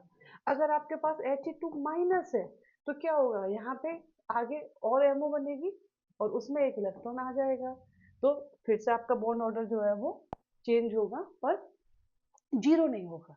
नाउ नेक्स्ट मॉलिक्यूल पे आते हैं, इसको आपको ड्रॉ करना है। मैंने He2 आपको बताया और He2 प्लस आपको समझाया, आपको He2 माइनस बनाना है, ठीक है। तो ये He हम बता चुके हैं, ये आप खुद बनाएंगे, अपना प्रैक्टिस करेंगे। नाउ कैटन एनायन आपको खुद बना लेना है अपने प्रैक्टिस के लिए। एमओ बिल्कुल वही बनता है, बस आगे और एमओ बनेगा और उसमें इलेक्ट्रॉन अगर प्लस होगा तो इलेक्ट्रॉन एक कम हो जाएगा, माइनस होगा तो इलेक्ट्रॉन आ जाएगा, है ना। इतना तो आपको पता है, मैं इतना मान के चलती हूँ। हम नेक्स्ट मॉलिक्यूल पे आते हैं, वो है lithium molecule, Li2 molecule, Li3Li 1s2 2s1 electronic configuration है एटम का, ठीक है। तो आप देखो सबसे पहले यहाँ पे 1s भी इन्वॉल्व हो गया और 2s भी इन्वॉल्व हो गया, तो सबसे पहले आप MO बना लो, मॉलिक्यूलर ऑर्बिटल्स बना लो, ठीक है। मॉलिक्यूलर ऑर्बिटल्स बनाओगे तो 1s के LCO से क्या बन गया, ये बन गए बॉन्डिंग और एंटी बॉन्डिंग, 2s से क्या बन गया, बॉन्डिंग और एंटी बॉन्डिंग। इतना आप तैयार कर चुके हो, मतलब आप ये एक से और ये दो से तैयार कर चुके हो आप इतना, ठीक है। अब इलेक्ट्रॉन्स भर दो, इसमें क्या थे, दो हैं, आप यहाँ देख सकते हो दो हैं, और इसमें एक ही है, तो इसमें दो इसमें एक, ओके। नाउ एमओ में भरो, सबसे पहले दो इलेक्ट्रॉन इसमें आ गए, लोएस्ट एनर्जी, फिर दो इसमें आ गए, फिर दो इसमें आ गए। जरा अब इसका बॉन्ड ऑर्डर देख लेते हैं। 1/2 NB, बॉन्डिंग में कितने हैं, केवल बॉन्डिंग पे फोकस करो, बॉन्डिंग बॉन्डिंग 4 है, एंटी बॉन्डिंग केवल यही है 2 है, तो आपका बॉन्ड ऑर्डर यहाँ पे कितना हो गया, 1 मतलब एक बॉन्ड बनेगा, और वो भी कैसा बॉन्ड बनेगा, ये देखिए यहाँ पे, ये मैं आपको यहाँ क्लियर समझा दूँ एक बार कि कौन सा बॉन्ड बनेगा। देखिए कलर चेंज कर लेती हूँ, ये बॉन्डिंग और ये एंटी बॉन्डिंग तो एक दूसरे से कैंसिल हो गए, इसका काम खत्म, केवल यही तो अब है जो बॉन्ड है, तो ये क्या है, सिग्मा है, तो ये कैसा बॉन्ड बना, Li के बीच में सिग्मा बॉन्ड बन गया, ओके। नेक्स्ट मॉलिक्यूल है अपना Be2, मैं एटॉमिक नंबर वाइज जा रही हूँ, क्या होता है 1H1 2He4 3Li 4Be 5B 6C 7N, तो हम ऐसे ही इनके मॉलिक्यूल डायटोमिक मॉलिक्यूल बना के आपको सारे बता रहे हैं, ठीक है, लाइन से। तो अभी हम कितने Li तक कर चुके हैं, अब हम आ गए Be2 पे। Be2 भी बिल्कुल सेम है, बिल्कुल आप उस तरीके से बनाएंगे, इसमें भी आप क्लियरली देख पाएंगे कि बॉन्ड ऑर्डर जीरो आ जाएगा, और ये आप खुद ही बना लीजिएगा। देखिए सेम चीज को बार बार रिपीट करने का कोई फायदा नहीं है, मैंने आपको कंसेप्ट बता दिया है, एमओ आप बनाएंगे और इलेक्ट्रॉन की फिलिंग आप करेंगे। अब हम आते हैं अपने नेक्स्ट केस पे, very very important case, B2C2 and N2 case, okay. देखिए इस वाले के केस को हम थोड़ा थोड़ा पेशेंस से अच्छे से समझते हैं। मैं इसको करती हूँ साइड में, जिससे कि मुझे ज़्यादा से ज़्यादा स्पेस मिले। जब भी आप मॉलिक्यूलर ऑर्बिटल डायग्राम में मॉलिक्यूलर ऑर्बिटल्स बनाते हैं तो आप सबसे पहले क्या करते हैं, आपने 1s 1s, मैं लिख नहीं रही हूँ, मैं बोल दे रही हूँ, आप लिखना खुद, ठीक है। आपने यहाँ 1s लिया और यहाँ पे आपने उसका बनाया सिग्मा बॉन्डिंग और सिग्मा एंटी बॉन्डिंग, ठीक है। नाउ आपने लिया 2s उसका बनाया बॉन्डिंग, उसका बनाया एंटी बॉन्डिंग, ठीक। अब नेक्स्ट केस क्या है आपका, कि आपके पी को बनाने हैं बॉन्डिंग एंटी बॉन्डिंग, पी को एंटी बॉन्डिंग बनाने हैं, तो पी में मैंने आपको बताया कि तीन केस हैं, p x p y p z. Z को इंटरन्यूक्लियर एक्सिस अगर हम मान लेते हैं तो उसमें क्या होता है, देखिए ये है p x p y p z, ये है p x p y p z. Z को इंटरन्यूक्लियर एक्सिस जब आप मानते हो तो हेड टू हेड से पी जेड बना लेता है सिग्मा। हम जानते हैं कि जो सिग्मा बॉन्डिंग बनती है हेड टू हेड, इसमें ओवरलैपिंग अच्छी होती है, स्ट्रॉन्ग होती है, और इस वजह से यहाँ पे जब भी लीनियर कॉम्बिनेशन भी होता है तो जो सिग्मा बॉन्ड होते हैं वो स्ट्रॉन्ग होते हैं। तो स्ट्रॉन्ग होते हैं मतलब इनकी एनर्जी कम होती है, तो यहाँ पे लो एनर्जी में सिग्मा बॉन्डिंग बनेगा, इसका करस्पॉन्डिंग एंटी बॉन्डिंग भी बन जाएगा। वो तो होता है ना कंस्ट्रक्टिव या डिस्ट्रक्टिव, उस हिसाब से हो जाता है करस्पॉन्डिंग। तो बॉन्डिंग हो गया, एंटी बॉन्डिंग हो गया। अब दो पाई बनने हैं, तो दो पाई पी एक्स पी वाई से यहाँ पे आपके दो पाई, और यहाँ पे दो पाई स्टार। थोड़ा सा ये इसको मुझे ऊपर करना पड़ेगा क्योंकि बोर्ड में स्पेस की वजह से ये थोड़ा सा, ये भी थोड़ा सा पीछे साइड होगा, बीच में होंगे एमओ। ठीक है, ओके। अब यहाँ पे एक चीज देखो, ये जो डायग्राम है ये स्टैंडर्ड डायग्राम है, मतलब आइडियली अगर आप एनर्जी वाइज देखो तो यही डायग्राम बनना चाहिए। मतलब ये सिग्मा जो आपका पी जेड वाले है, और ये जो है टू पी जेड वाले, ये है पाई टू पी एक्स वाला, ये है पाई टू पाई वाई वाला, ये है, मैं चार क्यों कर दिए हैं, दो ही हैं, ठीक है, पाई टू पी एक्स वाला, पाई टू पी वाई वाला। ये आइडियल डायग्राम है, पर होता क्या है यहाँ पे अगर आप बात करो एटम्स की, तो ये क्या है B 6C 7N 8O 9F। जब आप लेफ्ट टू राइट जा रहे होते हैं तो लेफ्ट टू राइट जाने पे साइज कैसा होता है, डिक्रीज होता है। और साइज डिक्रीज क्यों होता है, क्योंकि जेड इफेक्टिव हाई होता चला जाता है। जेड इफेक्टिव मतलब न्यूक्लियस की पावर जो है, इफेक्टिव न्यूक्लियस की पावर जो है वो हाई होती चली जाती है। तो वो क्या करता है कि इलेक्ट्रॉन्स को बहुत टाइटली होल्ड करके बहुत ही ऑर्बिटल्स को अपनी तरफ खींच के साइज को कम कर देता है। ठीक, तो अगर आप इन ऑर्बिटल्स को देखोगी तो हम ये बात जानते हैं कि ये एस है 1s, ये 2s है, और ये p है।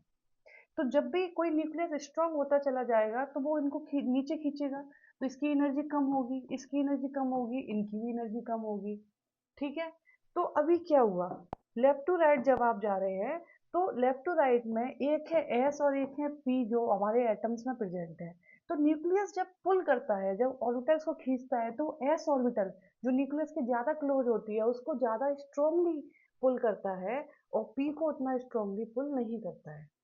ठीक है, तो इस वजह से क्या होता है, इस वजह से क्या होता है कि जो गैप है एस और पी का, वो जैसे ही आप आगे मूव करेंगे साइज छोटा होता चला जाएगा, एस और पी का गैप है वो बढ़ता चला जाता है। मान लो ये एस है और यहाँ पे पी है, ठीक है, मान लो ये 2s है और ये 2p है, तो इनकी गैप अभी सेम है। लेकिन अभी क्या हो गया, ये गैप इलेक्ट्रॉन जब खींच रहा है तो ये s नीचे आते चले जा रहे हैं, और p जो है वो उतने ज़्यादा अच्छे से वो नहीं खींच पा रहा है, तो ये क्या होता है गैप बढ़ता चला जाता है। तो यहाँ पे जो मेन कंसेप्ट आता है वो आता है sp मिक्सिंग का। sp मिक्सिंग, जब भी आप लेफ्ट टू राइट जाते हैं तो जो ऑक्सीजन और फ्लोरीन का केस है जिनमें साइज बहुत ज़्यादा छोटे होते हैं, उनमें एस और पी के जो गैप है वो बढ़ जाता है, जिसकी वजह से एसपी मिक्सिंग नहीं हो पाती है। जब वो एसपी मिक्सिंग नहीं हो पाती है तो वो कैसे बनते हैं, जैसे बनने चाहिए, ऐसे स्टैंडर्ड। इसलिए मैंने आपको जो O2 और F2 का केस बताया उसमें बिल्कुल सिमेट्रिकल रहता है, ये बिल्कुल ऐसा ही बनना चाहिए। लेकिन जो पहले वाले हैं, कार्बन कार्बन और नाइट्रोजन और B2C2N2, ये जो केस हैं इनमें एसपी मिक्सिंग हो जाती है। अब ये एसपी मिक्सिंग का क्या चक्कर है, देखो इसको डायग्राम को, इस डायग्राम में बताते हैं आपको कैसे, इसी में बता देते हैं। देखिए, एक होती है प्री एसपी मिक्सिंग, एक होती है पोस्ट प्री एसपी मिक्सिंग, एक होती है पोस्ट। ठीक है, प्री मतलब पहले ही हो जाए, जी आप सीओ मॉलिक्यूल में देखेंगे, बाद में बताएंगे। पोस्ट मतलब एमओ बनने के बाद हो, तो आपकी एमओ तैयार हो चुकी थी, यहाँ पे आपकी एमओ यहाँ पे रेडी थी। ये क्या था, सिग्मा 2pz था, और ये है आपका सिग्मा 2s। अब जो मिक्सिंग होती है वो सेम टाइप के ऑर्बिटल्स में ही होती है, मतलब सिमेट्री मैच होनी चाहिए। अब ये तो सिग्मा स्टार है तो ये पास में तो इसके है, लेकिन इसके साथ मिक्सिंग नहीं करेगी, बल्कि किसके साथ कर लेती है, इस 2s के साथ। तो सिग्मा 2s और सिग्मा 2pz इन दोनों में होती है मिक्सिंग। मिक्सिंग जब होती है तो उस केस में क्या होता है, एक की एनर्जी कम हो जाती है और जितनी एनर्जी कम होती है वो एनर्जी दूसरा वाला लेके हाई एनर्जी में चला जाता है। तो यहाँ पे क्या होता है, इसको आइडियली यहाँ होना था, नीचे होना था, लेकिन क्या हुआ कि जब इसने इसके साथ और इसके साथ मिक्सिंग हुई तो ये मान लो ये यहाँ था, ये नीचे आ गया और ये ऊपर चला गया। तो जब ये ऊपर चला गया तो ये दोनों पाई को क्रॉस कर गया, और ये नीचे आया तो ये बस थोड़ा सा नीचे तुम्हें दिखाई देगा, क्योंकि इसने किसी को क्रॉस नहीं किया। इसलिए आपको नीचे वाला जो लगता है वो सेम लगता है और ऊपर वाला लगता है वो ज्यादा ऊपर लगता है, क्योंकि ये जब हाई एनर्जी में गया तो इसने इन दोनों पाई को क्रॉस कर दिया। वही जब ये थोड़ा नीचे आया तो ये कोई इसने किसी को क्रॉस नहीं किया, जस्ट अपनी एनर्जी को लो कर लिया। तो ये इसका कंसेप्ट है। ठीक है, कुछ आपको इसमें डिटेल में जाना नहीं है, आपको बस इतना दिमाग में रखना है कि अगर नाइट्रोजन या नाइट्रोजन से पहले वाले केस है तो अनसिमेट्रिकल टाइप रहेगा। मतलब ये जो है आपका सिग्मा वाला जो है ये ये ऊपर रहेगा, और अगर आगे O2 और F2 नाइट्रोजन के बाद वाले केस हैं तो ये नीचे रहेगा, मतलब ये सिमेट्रिकल रहेगा। ठीक है, नाउ इलेक्ट्रॉन की फिलिंग करना शुरू करते हैं। अब हम ज़्यादा डिटेल में देखना है पुराने वाला लेक्चर देख लेना, उसमें समझ में आ जाएगा। B2 केस, B2 का इलेक्ट्रॉनिक कॉन्फ़िगरेशन क्या है, ये आपका 5b 2,3 बैलेंस पे आ जाओ 3। ओके, तो ये पहले तो 1s2 1s2 वाले, ये दोनों sigma bonding sigma anti bonding. कभी कभी इसको के करके भी लिख देते हैं, क्योंकि एक दूसरे को कैंसिल आउट करते हैं ना, तो ज़्यादा अगर बड़ा डायग्राम हमें नहीं करना है तो यहाँ पे के करके लिख देते हैं, मतलब ये हो गया कैंसिल आउट हो गया। बॉन्ड ऑर्डर भी में भी इसको कंसीडर नहीं करते हैं, क्या करेगा, दो बॉन्डिंग दो एंटी बॉन्डिंग, कोई फर्क ही नहीं डाल रहा बॉन्ड ऑर्डर में। तो इसको जनरली अगर हमें इजी करना होता है तो इसको नहीं लिखते हैं, सीधे आ जाते हैं कि इस पे बैलेंस वाले पे। तो ये हो गया 2s2, ये हो गया 2p1, ये हो गया 2s2, ये हो गया 2p1। आपने एमओ बना लिए, इनसे बन गया बॉन्डिंग, इनसे बन गया एंटी बॉन्डिंग, टोटल 2 इलेक्ट्रॉन यहाँ 2 इलेक्ट्रॉन यहाँ, तो ये भी आपके 4 यहाँ पे एमओ में आ गए। अब ये देखिए एक इलेक्ट्रॉन दोनों में है। नाउ किस में फिल होगा, पहले पाई नीचे एनर्जी में, तो एक पाई में और दूसरा दूसरे पाई में, क्योंकि मैंने आपको बताया था पॉली एक्सक्लूसिव प्रिंसिपल को फॉलो करता है। तो यहाँ पे इस टाइप से इसका इलेक्ट्रॉनिक कॉन्फ़िगरेशन हो गया। अब अगर कोई पूछे कि इसका मैग्नेटिक करेक्टर क्या होगा, तो यहाँ पे दो अनपेड इलेक्ट्रॉन प्रेजेंट है, तो ये कैसा हो जाएगा, पैरामैग्नेटिक हो जाएगा नेचर में। ठीक है, अगर कोई अनपेड इलेक्ट्रॉन प्रेजेंट नहीं होता तो वो डायामैग्नेटिक हो जाता, तो ये कैसा हो जाएगा, पैरामैग्नेटिक। जरा इलेक्ट्रॉनिक कॉन्फ़िगरेशन लिखते हैं B2 का। तो सबसे कम एनर्जी इसकी लिख दिया, फिर ये हो गया, इलेक्ट्रॉन देखो दो है, दो दो, इसमें देखो ये हो गया विद 2 इलेक्ट्रॉन ये, फिर ये सिग्मा स्टार 2s ये, फिर पाई पाई 2px 1 एक इलेक्ट्रॉन है 1, फिर ये क्या हो गया पाई 2py एक इलेक्ट्रॉन 1। अगर आप एनर्जी ऑर्डर लिखोगे तो सिंपल क्या है, यहाँ पे इंक्रीजिंग एनर्जी ऑर्डर में आपको लिख देना है, और पाई पाई देखो दोनों का एनर्जी सेम है, तो यहाँ पे इक्वल का साइन लगा देना है। बॉन्ड ऑर्डर क्या होगा, 1/2 Nb-N है। कितनी बॉन्डिंग है, एक बॉन्डिंग, दूसरा बॉन्डिंग, और ये पाई भी दोनों बॉन्डिंग। तो टोटल कितने हो गए, दो दो चार और छः, एंटी बॉन्डिंग कितने हैं, चार, तो बॉन्ड ऑर्डर भी हो गया एक। ठीक, बॉन्ड ऑर्डर हो गया आपका एक, मतलब इसमें एक बॉन्ड बनेगा। कैसा बॉन्ड बनेगा, एक। लेकिन अभी इसमें एक जो बहुत इंपॉर्टेंट पॉइंट है वो क्या, ये जो बॉन्ड एक बनेगा ना, ये सिग्मा बॉन्ड नहीं है। जरूरी नहीं है कि एक बॉन्ड जो बन रहा है वो सिग्मा बॉन्ड हो। देखो मैंने आगे किया है क्या, थोड़ा किया है, मैं आपको समझाती हूँ अच्छे से यहाँ पे। तो देखो अकॉर्डिंग टू एमओटी जो B2 मॉलिक्यूल है इसमें केवल एक पाई बॉन्ड बनेगा, सिग्मा बॉन्ड इसमें कोई भी नहीं बनता है। मतलब आप जो ऐसे बी भी लिख देते हो ना, आप कहते हो इसमें एक सिग्मा बॉन्ड है, पर एमओटी के अकॉर्डिंग ये सिग्मा बॉन्ड नहीं है, बल्कि क्या है, पाई बॉन्ड है। अरे अब ये पाई बॉन्ड कैसे है, आप अगर ये देखोगे मॉलिक्यूलर ऑर्बिटल डायग्राम, तो इसमें एक अनपेयर्ड इलेक्ट्रॉन पाई में और दूसरा अनपेयर्ड इलेक्ट्रॉन पाई में है, ये तो कैंसिल हो गए, बॉन्डिंग एंटी बॉन्डिंग बने इसके। ये भी कैंसिल हो गए, बॉन्डिंग एंटी बॉन्डिंग 2s के, तो इनका तो कोई रोल ही नहीं है बॉन्ड ऑर्डर में। बॉन्ड ऑर्डर में मेन रोल किसका था, पाई में जो एक इलेक्ट्रॉन है पाई बॉन्डिंग में, और दूसरा दूसरे पाई बॉन्डिंग में जो एक इलेक्ट्रॉन है, इनका है। तो इस पाई में जिसमें एक इलेक्ट्रॉन है, हाफ बॉन्ड ऑर्डर इसका है और हाफ बॉन्ड ऑर्डर इसका है, तो टोटल हाफ हाफ करके एक बॉन्ड ऑर्डर बन गया, जो हाफ पाई प्लस हाफ पाई टोटल एक पाई। ठीक है, इस टाइप से इसमें है। ठीक है, तो आप क्लियरली देखोगे हाफ पाई मतलब टोटल एक पाई। ठीक, नाउ C2 मॉलिक्यूल, B2 हो गया, बॉन्डिंग बता दी। बॉन्डिंग बहुत इंपॉर्टेंट है कि सिग्मा बॉन्ड नहीं है, बल्कि वो आधा पाई मिलके एक पाई बॉन्ड है वो। ठीक है, नाउ C2 मॉलिक्यूल पे चलते हैं। C2 मॉलिक्यूल का भी एमओ वैसे ही बनेगा, एनर्जी ऑर्डर्स बिल्कुल सेम होंगे, कोई चेंज नहीं होगा। मैंने यहाँ पे हाँ 1s2 बना है, चलो 1s2 की बॉन्डिंग एंटी बॉन्डिंग बहुत बार बता चुकी हूँ, चाहे आप के लिख दो सीधा। ये देखो बॉन्डिंग एंटी बॉन्डिंग 2s के। अब यहाँ पे क्या चेंज आया, बस एक इलेक्ट्रॉन और ही तो बढ़ गया, और तो कुछ चेंज आया नहीं। तो जब यहाँ पे पहले B2 के केस में एक एक था, यहाँ पे एक एक और आ गया, पेयरिंग हो गई, बस। और कुछ चेंज आया नहीं। आप इलेक्ट्रॉनिक कॉन्फ़िगरेशन लिखोगे, वहाँ पे एक एक था, इसमें टू टू है, सिंपल है। ऑर्डर लिखोगे, यहाँ पे बस टू टू हो गया, कुछ नहीं है, सेम ही है। बॉन्ड ऑर्डर पे आ जाते हैं, बॉन्ड ऑर्डर चेंज हो जाएगा। बॉन्ड ऑर्डर अब क्या, बॉन्डिंग में 8 इलेक्ट्रॉन हो गए, एंटी बॉन्डिंग में 4 हो गए, क्योंकि पहले बॉन्डिंग में जो पाई में एक एक था, वहाँ पे दो दो हो गए ना, तो पहले 6 था, अब 8 हो गए, बॉन्ड ऑर्डर हो गया 2। फिर से वही बात, नेचर ऑफ बॉन्डिंग, तो जो 2 है ना, आप अगर ऐसे लिख दोगे तो आप ये नहीं कहो कि एक सिग्मा एक पाई है ना। एमओटी ये नहीं बोलती, एमओटी के अकॉर्डिंग ये दोनों के दोनों पाई हैं। क्यों, फिर से वापस आ जाओ, देख लो, देख लो भाई, सिग्मा कैसे है, पाई है, बिल्कुल ऑब्वियस है, क्लियरली दिख रहा है। इसने तो कैंसिल आउट कर दिया बॉन्डिंग एंटी बॉन्डिंग, इसने भी कैंसिल आउट कर दिया। तो यहाँ पे जो क्या बचा, यहाँ पे 2 इलेक्ट्रॉन इस पाई में, 2 इलेक्ट्रॉन इस पाई में, मतलब एक बॉन्ड ये, एक बॉन्ड ये, तो ये दोनों ही कैसे हैं, पाई बॉन्ड है।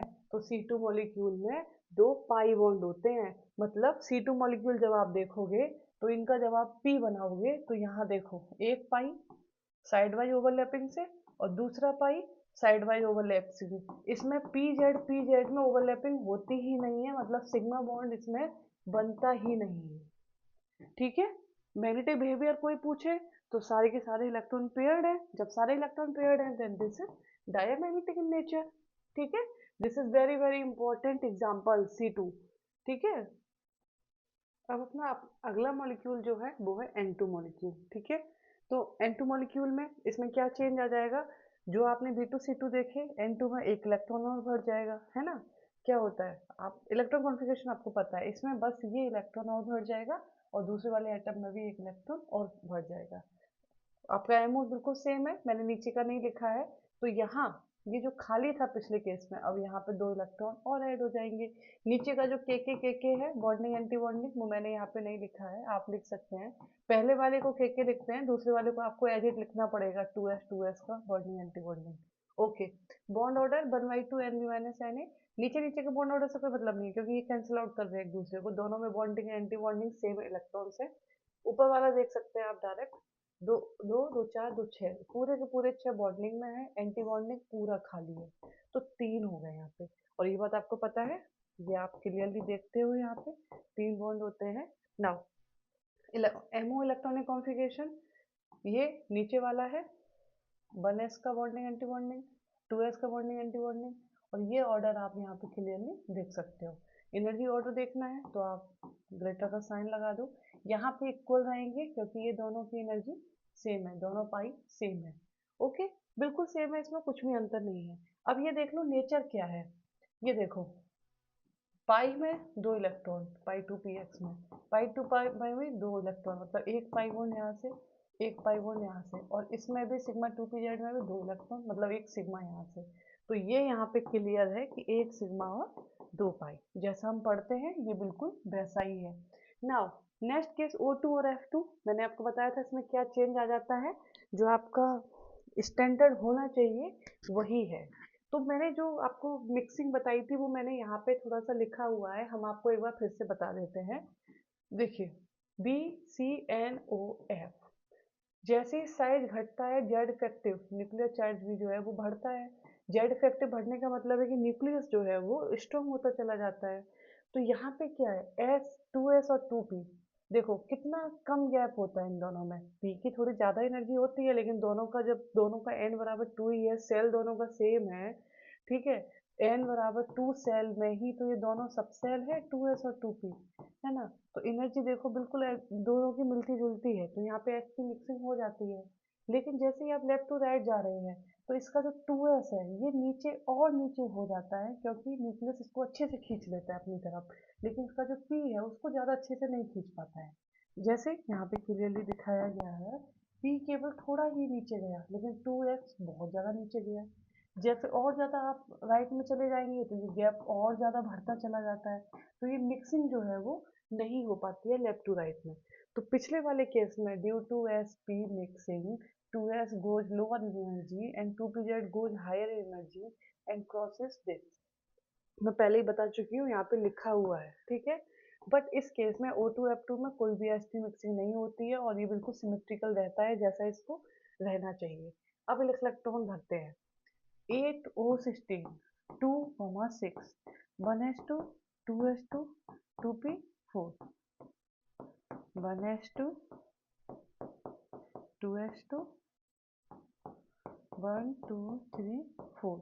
देखो इस टाइप से इलेक्ट्रॉन यहाँ पे भर दिए हैं, ये 2s है, ये 2p है, ये 1s है।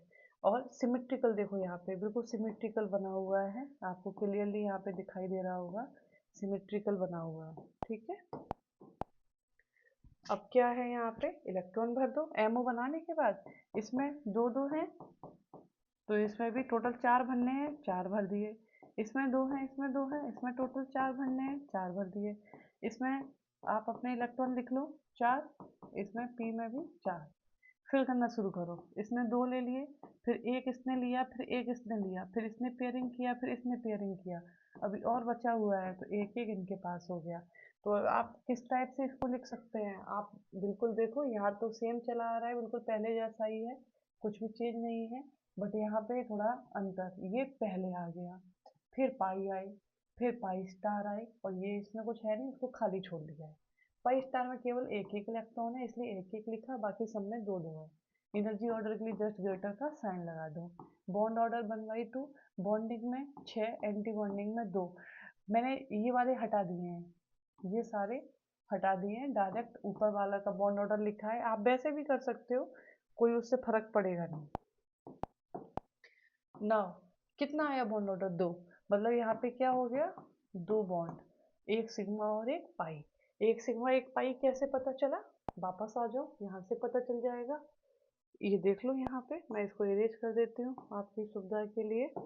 ये देखिए, ये तो सब कैंसिल आउट, इनका तो कोई रोल है नहीं, खत्म खेल। यहाँ पे देखो, ये सिग्मा है, एक सिग्मा बॉन्ड फिक्स, यहाँ से हो गया।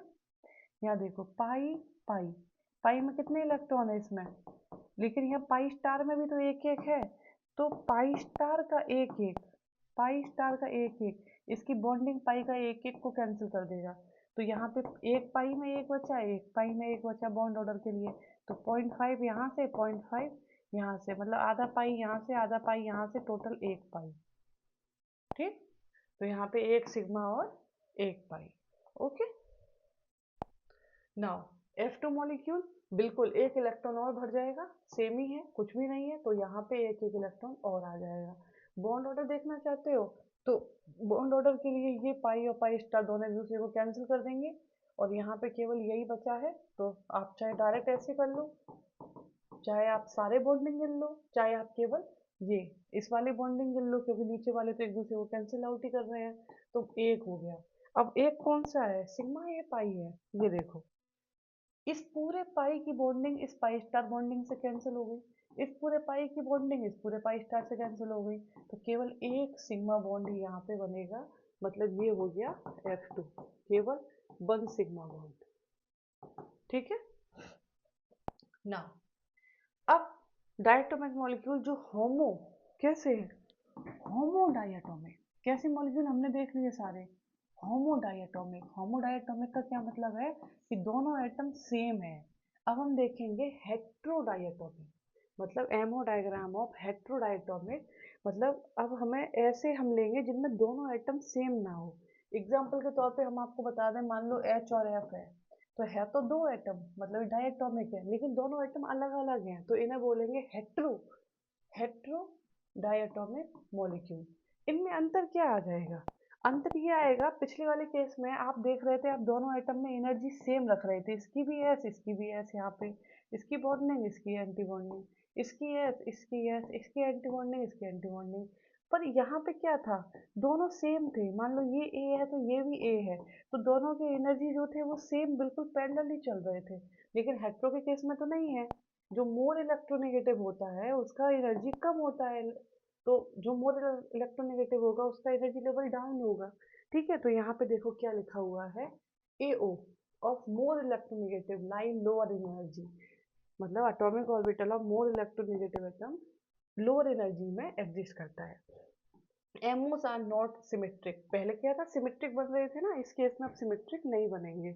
नीचे वाले तो बिल्कुल सिमेट्रिक थे, सारे केस में सिमेट्रिक थे, 1s और 2s से जो sigma pi star sigma sigma star बने थे।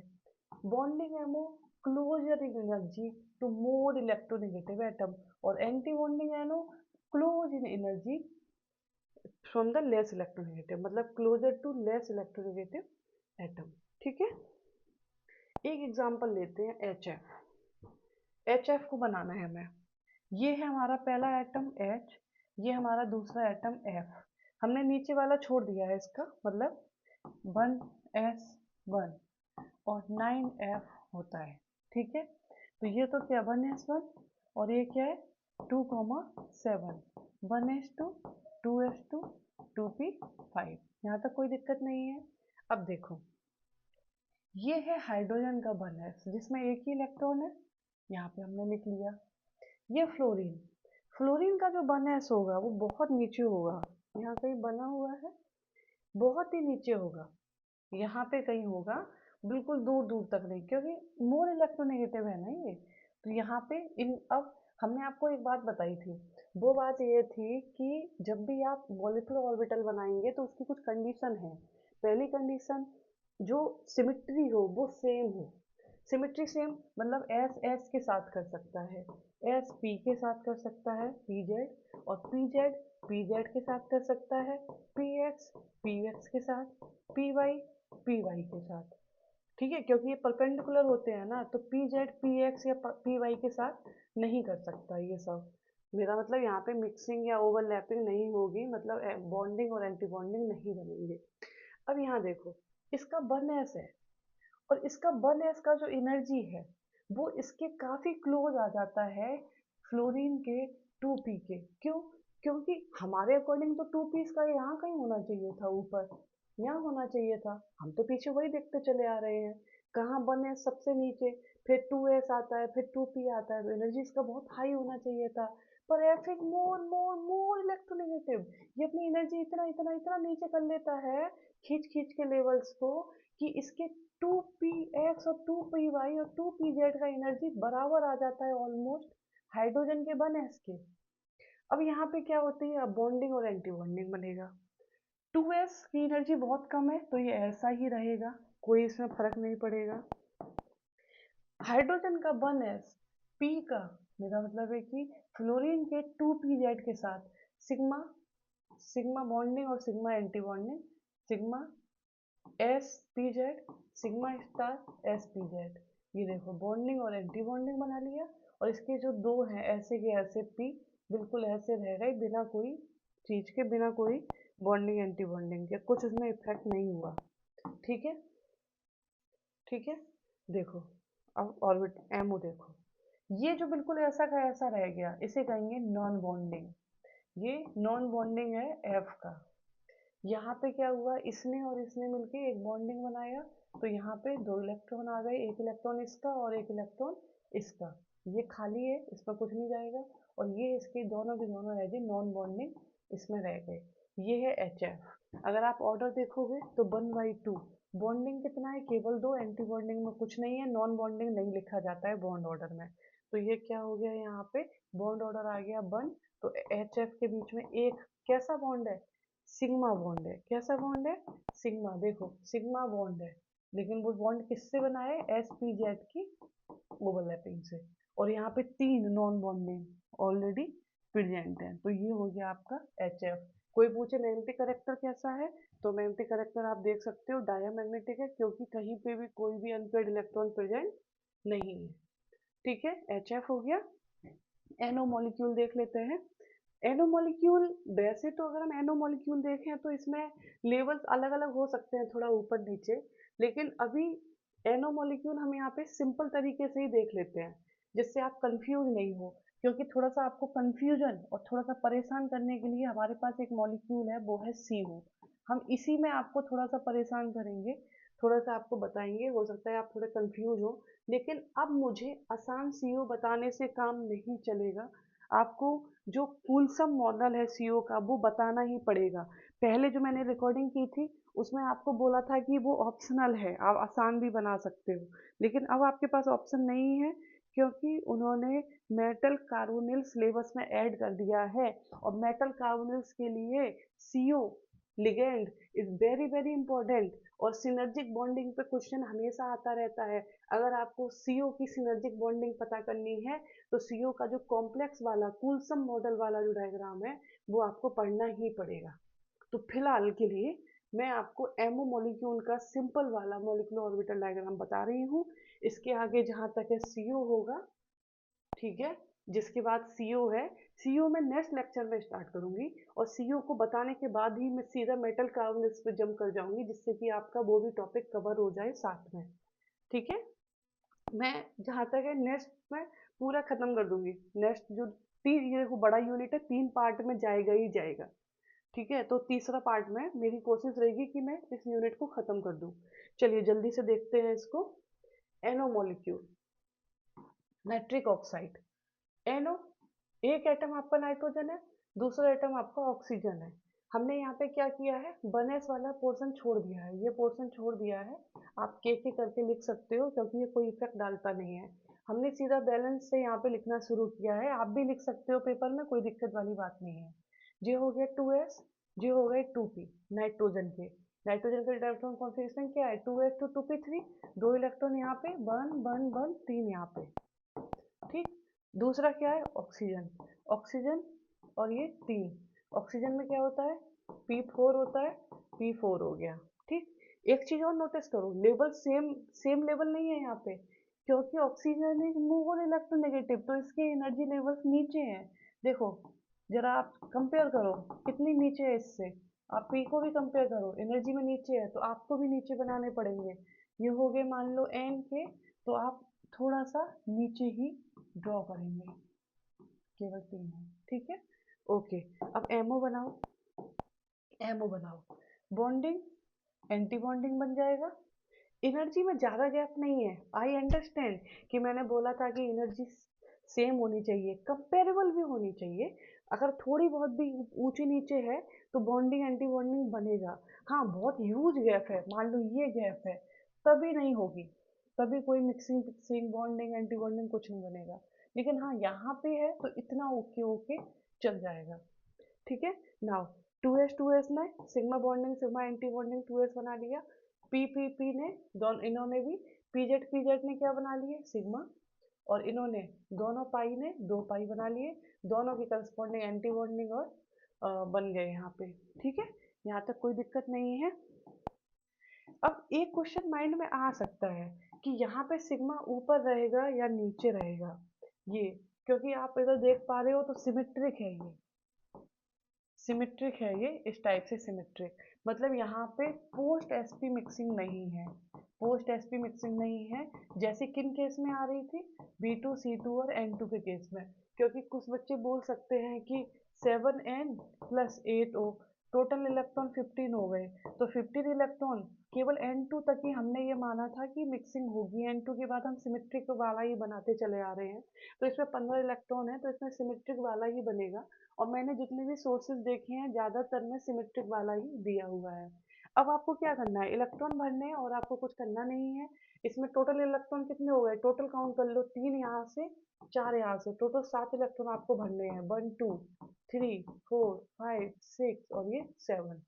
ठीक है, इलेक्ट्रॉनिक कॉन्फ़िगरेशन लिख सकते हो, सबसे पहले 1s लिख देना, फिर उसका एंटी बॉन्डिंग, फिर 2s, फिर उसका एंटी बॉन्डिंग, फिर ये पाई वाले बॉन्डिंग, फिर ये एंटी बॉन्डिंग।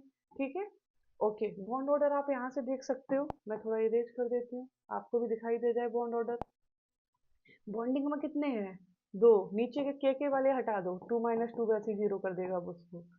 2 bonding, 3 4 5 6 7 8, 8 bonding. ठीक है, एंटी बॉन्डिंग में 2 और ये 3। देखो 8 बॉन्डिंग, 3 एंटी बॉन्डिंग, 5 बच रहे हैं, मतलब 2.5 इसका बॉन्ड ऑर्डर है। कितना है? 2.5। 2.5 मतलब यहाँ पे एक है सिग्मा बॉन्ड और 1.5 है पाई बॉन्ड। देख लो भाई कैसे है, देख लो कैसे है। एमओ तुम्हें यही तो बताता है, यही तो फायदा है एमओ का, प्रॉपर्टी बताता है सब कुछ, यही तो फायदा है। ये तो बॉन्डिंग एंटी बॉन्डिंग एक दूसरे को कैंसिल कर देगा, कोई बॉन्ड बॉन्ड नहीं बनेगा इसमें। ये देखो सिग्मा और दूसरा सिग्मा खाली है, तो एक सिग्मा तो फिक्स है 100%, 1 सिग्मा बॉन्ड फिक्स है। जरा पाई पे आओ, पाई में इसमें 2 इसमें 2, हमारे अकॉर्डिंग एक पाई यहाँ से एक पाई यहाँ से, लेकिन यहाँ पे एंटी बॉन्डिंग में भी तो आधा पाई है, तो यहाँ पे 2 पाई में से आधा पाई कैंसिल, 1.5 पाई ऐसे मान लो। या फिर एक इलेक्ट्रॉन बॉन्डिंग एंटी बॉन्डिंग का कैंसिल, तो इसने हमको 0.5 पाई दिया, इसने हमको 1 पाई दिया, तो टोटल 1.5 पाई हो गया। ठीक है, तो ये क्या हो गया आपका एनओ, यहाँ से आपने कंप्लीट कर लिया। ओके, ठीक है, तो ये एनओ आपने यहाँ कंप्लीट कर लिया है। सीओ, सीओ को मैं आसान वाला अगर आपको समझाऊं तो आप सीओ का आसान वाला यहाँ समझ सकते हैं, लेकिन कॉम्प्लिकेटेड वाले के लिए आपको मैं नेक्स्ट में ही बताना पसंद करूंगी। आसान वाला देख लो, अगर मान लो बच्चा कुछ भी नहीं बना पा रहा है, कुछ समझ में नहीं आ रहा है, कॉम्प्लिकेटेड वाला मेटल कार्बोनिल की सिनर्जिक बॉन्डिंग आपको नहीं करनी है या आपको नहीं लिखना है वो क्वेश्चन, केवल सीओ ही बनाना है पेपर में, तो आप आसान वाला बना सकते हो, छोड़ के नहीं आना है। इट डिपेंड्स कि आप किस लेवल का करना चाहते हो, किस टाइप का आंसर लिखना चाहते हो। तो चलो सी पे स्टार्ट करते हैं। सी, ओके, ये हो गया, ये है ऑक्सीजन। नॉर्मल वाला जब आप लिखोगे तो 6C और 8O, टोटल कितने हो गए? 14 इलेक्ट्रॉन। तो 14 इलेक्ट्रॉन के लिए आप कौन सा बनाते हो? आप बनाते हो अनसिमेट्रिक वाला, है ना, अनसिमेट्रिक वाला बनाते हो। तो ये देखो अनसिमेट्रिक पार्ट यहाँ पे है, इलेक्ट्रॉन भर दो। इलेक्ट्रॉन भरने के लिए ये नीचे वाला 1s वाला मैंने नहीं लिखा है, सेम होता है। 2s वाला देखो, कार्बन में कितने होते हैं? 6C 2,4, मतलब 2s2 एंड 2p2। तो देखो 2s2 एंड 2p2, एक p खाली है। नाइट्रोजन सॉरी ऑक्सीजन है A2 2,6, 2s2 and 2p4। Okay, 2s2 and 2p4। देख लो टोटल इलेक्ट्रॉन कितने भरने हैं आपको? 2 यहाँ से, 2 यहाँ से, 4, 2 यहाँ से और ये 4, 6, टोटल 10 इलेक्ट्रॉन भरने हैं। भरो, 1 2 3 4 5 6 7 8 9 10, पूरे 10 इलेक्ट्रॉन आपने यहाँ पे भर दिए। बॉन्ड ऑर्डर के लिए आपको बॉन्डिंग में 8 है, एंटी बॉन्डिंग में 2 है, 3 बॉन्ड ऑर्डर इसका हो गया। और एक सिग्मा और 2 पाई आप क्लियरली देख सकते हो। देखो यहाँ पे एक सिग्मा और 2 पाई, ये एक सिग्मा और ये, रुको मैं दिखाती हूँ। ये देखो एक पाई, दूसरा पाई और ये सिग्मा, तीनों बॉन्डिंग है, क्लियरली देख सकते हो। इसको इस टाइप से बनाया जाता है, 2 कोवेलेंट बॉन्ड और एक डेटिव बॉन्ड। 3 बॉन्ड कैसे बनाओगे? ऐसे बनता है, ये कोवेलेंट बॉन्ड और एक ये डेटिव बॉन्ड। ठीक है, so that's all for this lecture, thank you very much.